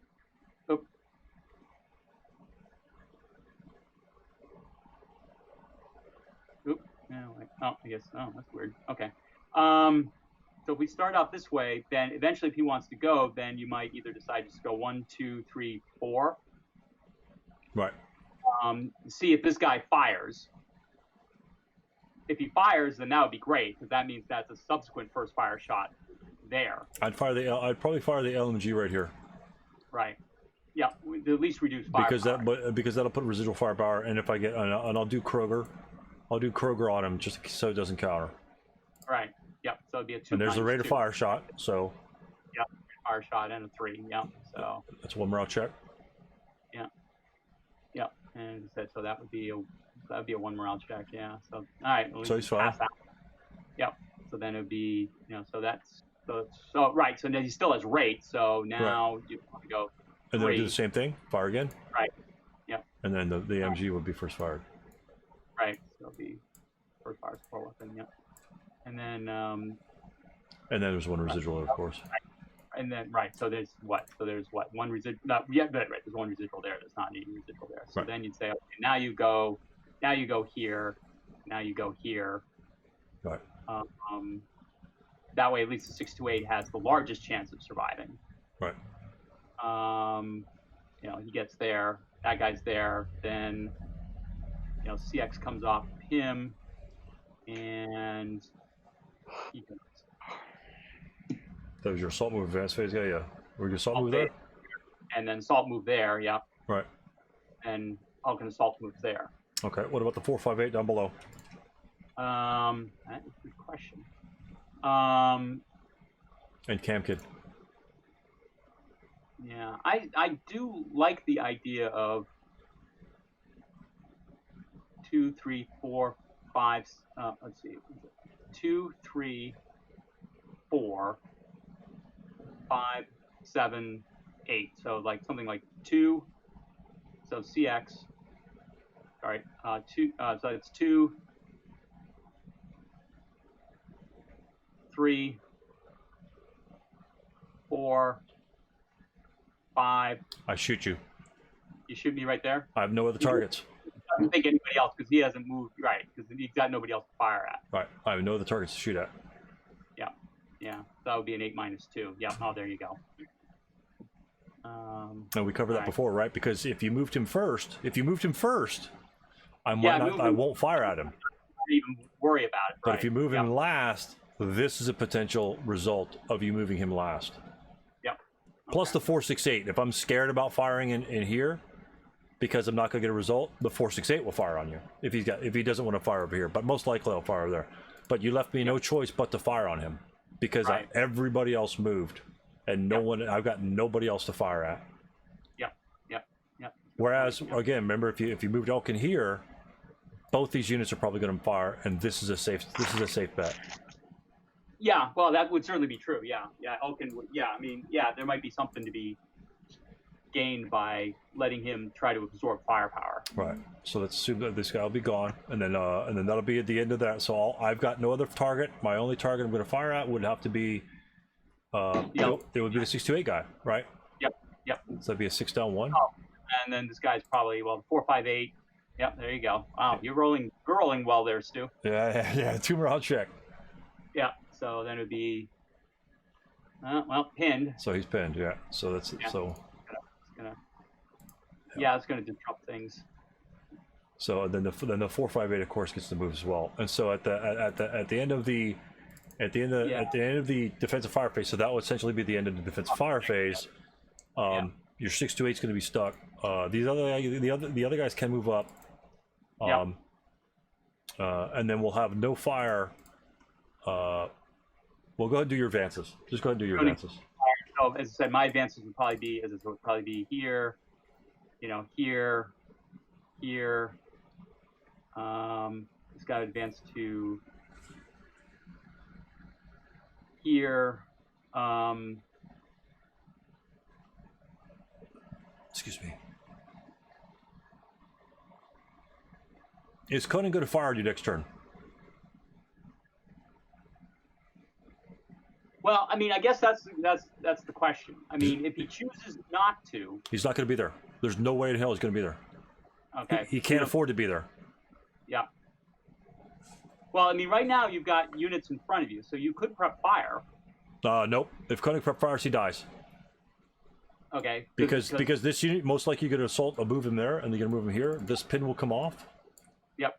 You then have a 12 chart here, 12 chart here, 16 chart for those 2 units, 16 chart from those 2 units. He is not staying there. Yep. If he stays there, then wow, there's just no way Cunning stays there, because he still needs to have good order units in these buildings. Okay. If he stays there, he breaks and he loses, and guess what? He won't be able to rally him. He'll be DM'd. Remember, if he breaks, let's say he breaks and he runs back. Right? So I remember that okay. guy. Then the Russian player, then the German player turns goes through. He might rally him. Most likely, actually, that was the German player turn. Your defensive fire will break him, and so in the beginning of the Russian player turn, these guys are going to be DM'd, and unlikely they will rally. Correct? Probably fairly unlikely. Yeah. Right. So that's why he has to move back. Yeah. Otherwise, you just, and this guy's going to blast you here, of course. That's not bad. 8 morale, 8 up 1, not a big deal. This guy could then skulk, and then get back in that location here, or probably there, because I don't think that's an LOS. Right. And then you'd have to assault this building, which is still possible, it's still doable, but then you have the W6 interaction where you can still bring Elkin straight up in the middle. That's not far-fetched, but then you'd have to shift these guys to this location, which is doable. I mean, you could do some fancy stuff because you have a ton of units. I mean, you just have a ton of units. You could just prep fire these guys. Now he's taking a 16 chart, right? Yeah. Yeah. I mean, so it's just difficult. As I say, nothing's wrong with any of our situations here. It's how you want to approach it. And remember, you have to anticipate what the guy's going to do, and he's going to skulk back. I mean, that's what I don't even skulk, and that's what you can't stay on the top. He's done his job. He's slowed the Russians up a little bit, but a hex or 2, right? He's done his job without actually firing. So now he can just go where his heart desires. If he wants to go over to V6 and put 2 squads over in V6 and 2 squads in X6, nothing's wrong with that. And actually in his turn, he can move this unit over here, and Cunning can drop down there, and then he could try to kill that unit or whatever, and now he could just spread up his units out. That's typically what you have a tendency of seeing. But Cunning's done his job at that point, if he can survive your advanced fire, right? Well, but at that point, as you say, if he survives your advanced fire, right, that would be it. Yeah. Right. If he can survive your advanced fire, he's just going to move out. If he breaks, he's pretty much. If he breaks, it's sort of like what we had before, right? And again, that situation kind of works. If you moved your 8-0 leader first and tried what we tried to do before, right? Right. Yep. And you could do the exact same thing here. Remember what I said? I kind of said it one time. It didn't really, and then you do the same end around with this 248 back here. Let's say you CX them back here, and you still wanted to do your assault move advance phase, but your attack instead of my attack comes in the advanced fire phase, which technically, to be honest with you, might actually be safer because you know he's not going to fire on you if you're just moving one hex. He's going to wait for that sweet shot. Right, the sweet stack, the sweet stack shot, which never comes. Right, and if you have a lineup like this, he can't break up the fire group. He can only fire here to break up the fire group, and then you still have decent shots on him.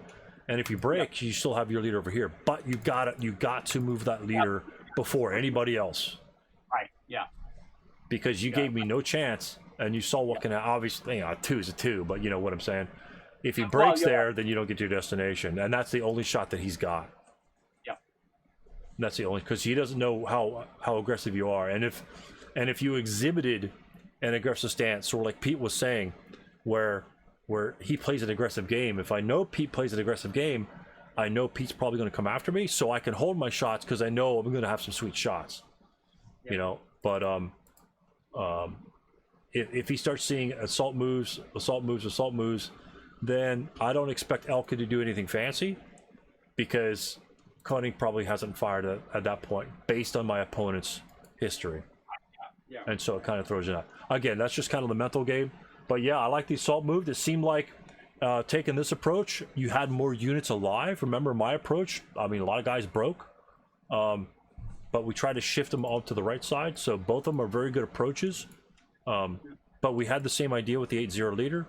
Just move him earlier, move him way earlier. Just the same concept of the 248, that he's really not going to bother with him.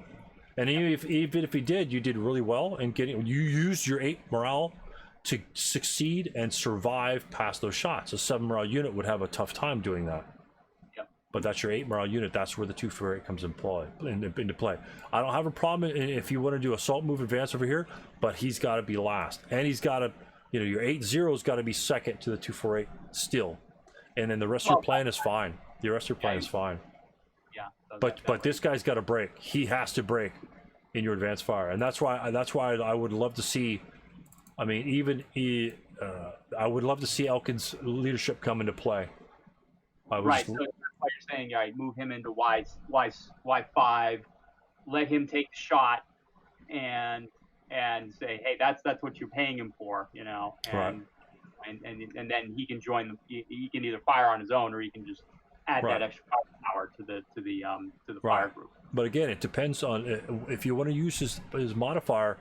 Do you want to attack this? You seem like you want to attack the top left building, which is fine. In that case, you want to avoid Elkin's exposure to Koenig, and here satisfies exactly the same thing. He can make that exact same shot in the advanced fire phase as you would in Y5. You're just avoiding Koenig's shot. So if that's what you would want to do, you know, nothing's wrong with that either. Plus, if he gets lucky over here, then he gets, and if he breaks, if he skulks back, guess what Elkin can do? He can just walk right into that building next turn, because Koenig's not getting. Remember, Koenig's not going to be there. Yep. And so you could use Elkin for that in the super. But either way you want to do it. If you want to move Elkin cautiously up to Y5, it gets him in a really good position, which forces his hand. And but just the 8-0, that's all. Otherwise, I like. I mean, most of those units were still alive, especially your 7 morale units. Of which you have 3. You know, that's half your force. So I like it. It's really good.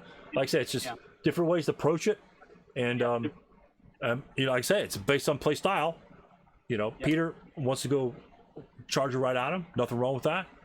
I have 2. I don't even know what the hell I was doing. I was doing one thing or the other. I really didn't decide. Your assault movement works really well. It gets them up there the safest as they can be. But you definitely have to hit it after that, because you need one of those buildings after. So that's it. Yeah, as you said. Yeah, you better hope you get that roll on Koenig at that.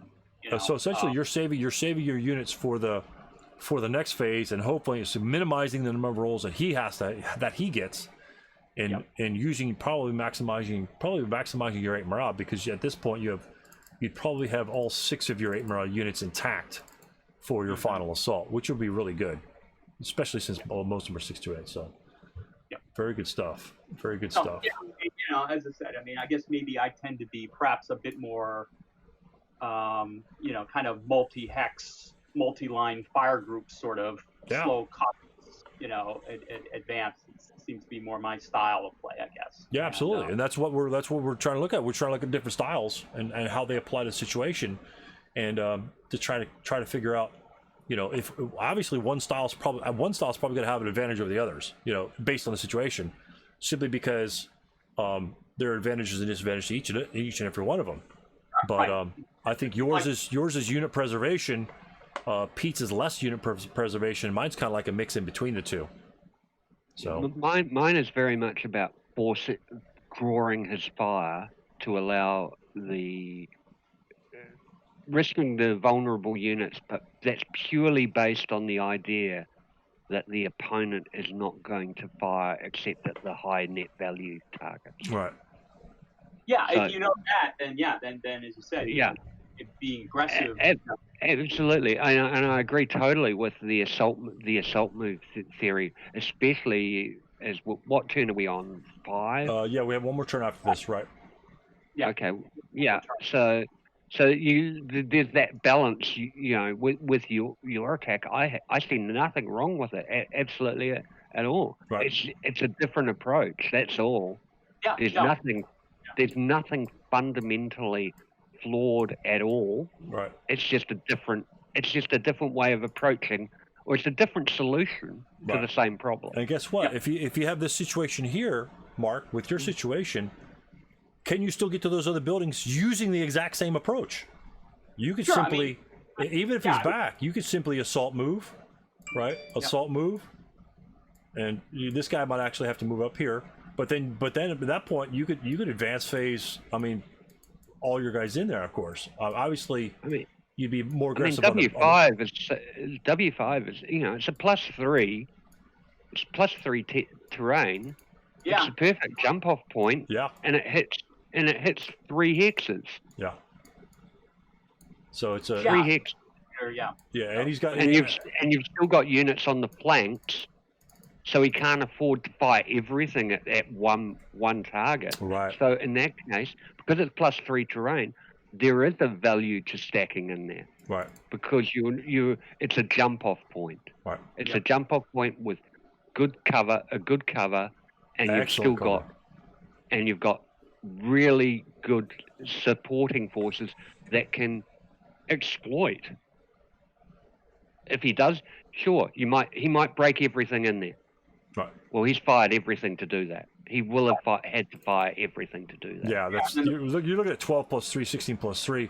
The 8 barrel unit obviously has the best chance, and if the 8 barrel unit survives, he's looking at 12 + 3 back at him. So that's an extremely good position. So even if you put the 4-4, the 7 morales in there, they're effectively 10 morale. Yeah, that's true. The +3, he's definitely going to pop that guy there. And if you have, like I said, but Pete says you get the supporting units on the sides, he's going to be taking shots. He's going to be taking shots.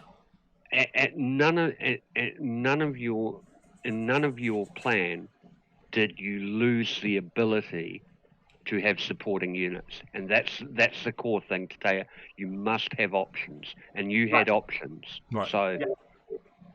It's not like you've only got 5 units and you put 3 of them in W5. Right. With your leader. Yeah.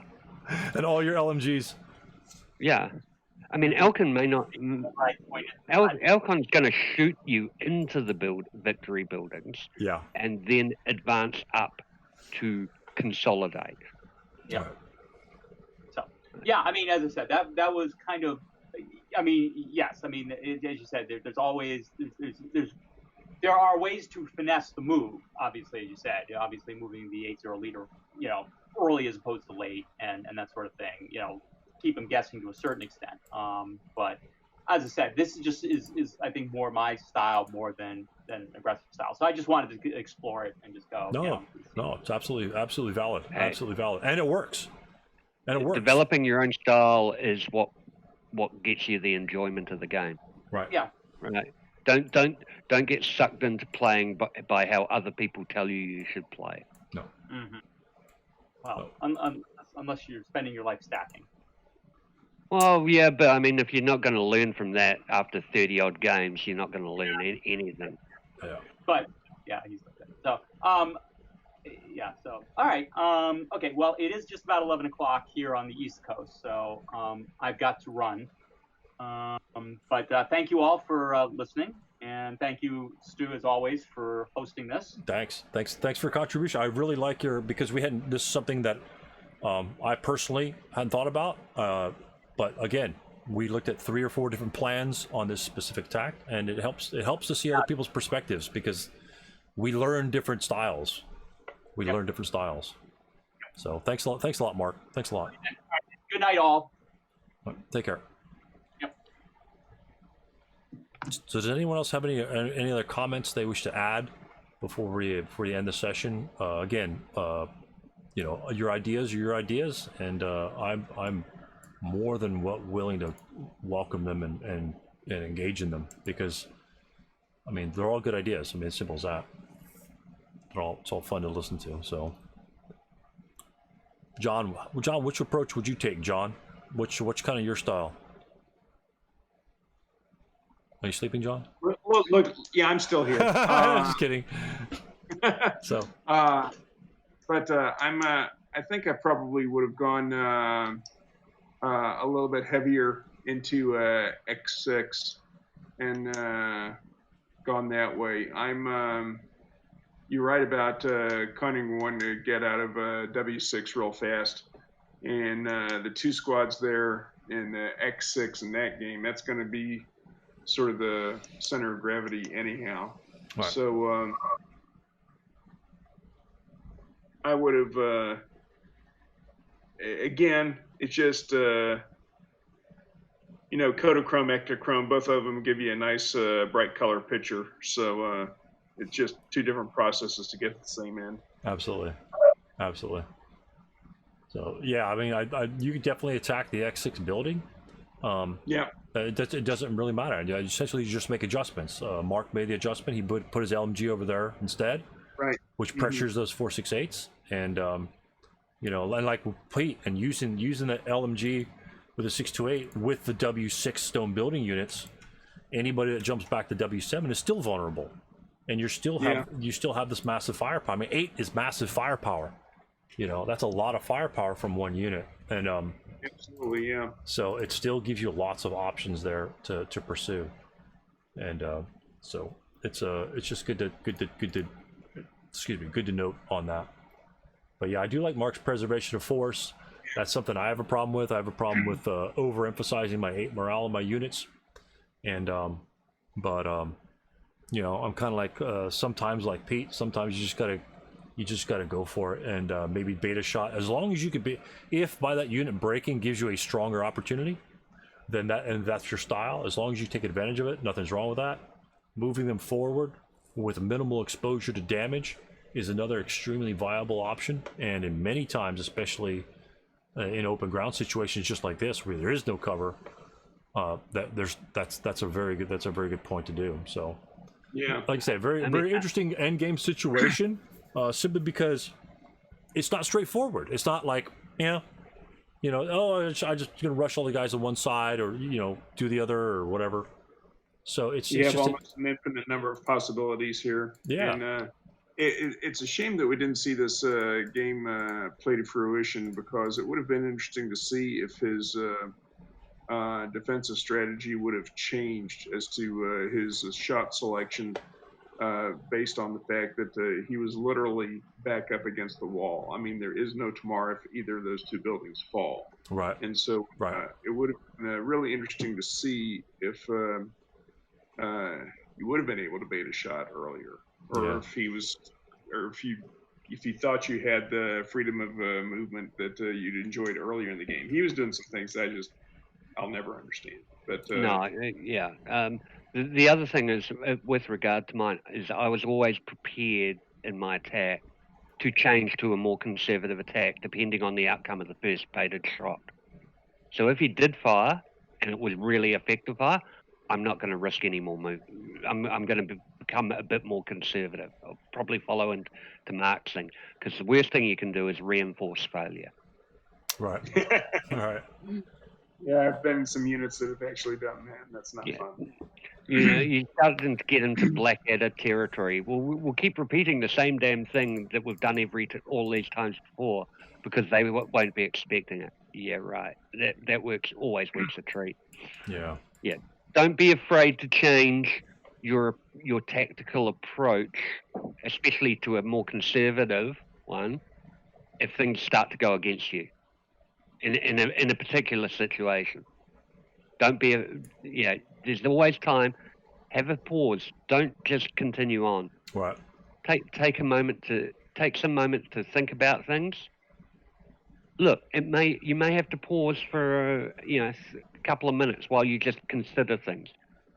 Especially if you take a heavy hit somewhere. Say your HMG malfunctions, your 9-2 breaks when he doesn't need to. You need to just chill, go take a smoke, go get a beverage, come back fresh, and look at it before you make an emotional decision on the game. Because you can really rebound from things. It's not that big a deal, and it's taken me years to ignore. Not many years, but it's taken me a long time just to ignore my LMGs and shit breaking. I don't care. It's if they break, they're gone. Some people, they haven't reached that point yet. For me, not a big deal. I had an 8-0 yesterday who 12 on rallies, 4 units. Ooh. 12. 4 units basically vaporized in a game that was decided by CVP. Ouch. That's pretty But crazy. I still won because I didn't let it get to me. The fact is, I ended up with three surviving units, but he only had 1. Right. But I had gained all the victory locations I needed. So. That's useful. These things happen. By the way, I had 3 units burned to death in a blazing hut because they got broken while they were in melee, and the hut went up in flames in the advanced firefight phase. Yeah. So, kind of going back to what we were saying, John. It's a damn dirty shame we didn't get to finish this game. That wasn't the point. The point of the game was to teach players like you that are up and coming in the SK series and things like that. Looking at two experienced players trying to exhibit what they can do, and for one to just kind of drop out of sight, leaving the ball hanging, is just disrespectful to the viewers. I mentioned this earlier. I don't really care about people dropping games on me, but when they drop it on you guys, I take that kind of personal, and therefore we still have the logs, and this is another primary reason. If we didn't log this game, we'd have jack shit. So true, and we wouldn't have these excellent, fantastic discussions. I don't really care what the result of the game would be. We just had some really fantastic discussions of the whole situation, and that's just this one particular genuinely game. Did. The one match, is basically giving you a month worth of Tactical Tuesdays that we've been talking about this game. Right. And, right. I've certainly watched. And it's just, I didn't even know what, some of the strategies that you guys have, some of the routing, like we covered last time, some of the absolutely crazy routing paths that can happen. These are all good, solid learning experiences, and that was the whole point for the thing. It's just solid learning experiences, and for someone to curtail, or whether intentional or not, that learning experience is uncalled for, in my opinion. So I'll just leave it at that. But at least we got to. If you want to finish it out by dice rolling it on your own, playing solo, by all means, take the 4 or 5 different strategies that we came up with here, and take it to the next turn. Obviously, we have another turn after that, and so on and so forth. And there's tons of dice rolls between here and there.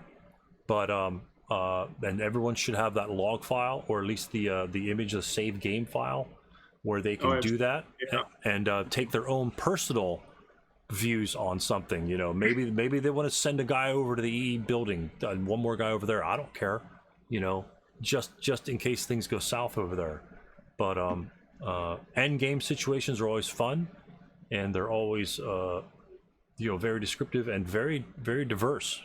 One strategy Absolutely. doesn't win it, as we've seen here, and again, none of these situations guarantee a win. It just using our plans and our ideas, maximizing our chances of doing what we want to do in the game, not what someone else wants us to do, but what we want to do from our perspective of the game. And that's what it matters. That's what matters overall. So Yeah. I'll leave that there, gentlemen. It was a healthy. Oh damn, that was a healthy session. So again, like I say, if anyone has any other questions, Craig or Tony or whatever like that, Tony just split. That's fine. We can answer those. And if not, then I'll go ahead and end the session here. And thank you, gentlemen, again for showing your interest. I appreciate it. One thing more, everyone left already, but I am no longer on the StarterKit forum. I will only be posting anything StarterKit related on the ASL SK 101, which I think you're part of. Yes. Simply because my focus is showing things like this, and not not showing the more casual things about SK. I'm more focused about getting your mind engaged into the game. I will either post them here or I'll post them on ASL SK 101. 101. That's another Facebook. That's on Facebook. Oh. Yeah, that's a Facebook server I made like 3 or 4 years ago. I just haven't done much with it. It's when I first started doing the SK stuff, but I just didn't advertise it. But essentially, it's more for, again, Craig. It's just more like if you have like a specific question, like over something we've covered here that you didn't remember, or you might have like a situation in your game that you want to discuss, versus the casual chatter. Pretty much just essentially the casual chatter that I'm beginning to see in StarterKit, in the StarterKit thing. It essentially will allow us to focus on learning the game versus talking about the game. Do you see the difference there? Yep. So Yep. I'll look for that and join that page. Yeah, I mean, I don't mind people getting like a whole collection of STK and taking a picture and putting it up there, but that's not the purpose of SK 101. That's the purpose of the SK forum, which I have no problem with. Those things are fun to look at, especially if some people just like the dice towers, some shit like that. All that stuff's part of ASL, and it's all fun to have. But this is going to be a specific forum for improving your game here, not continuing to stack game after game after game after game. Yeah. That's we're past that, guys. You guys are well past that stuff. We're moving forward, and if people don't want to come along, then guess what? We're just plowing through. We're just plowing through the ocean in our little boat, little Viking boat.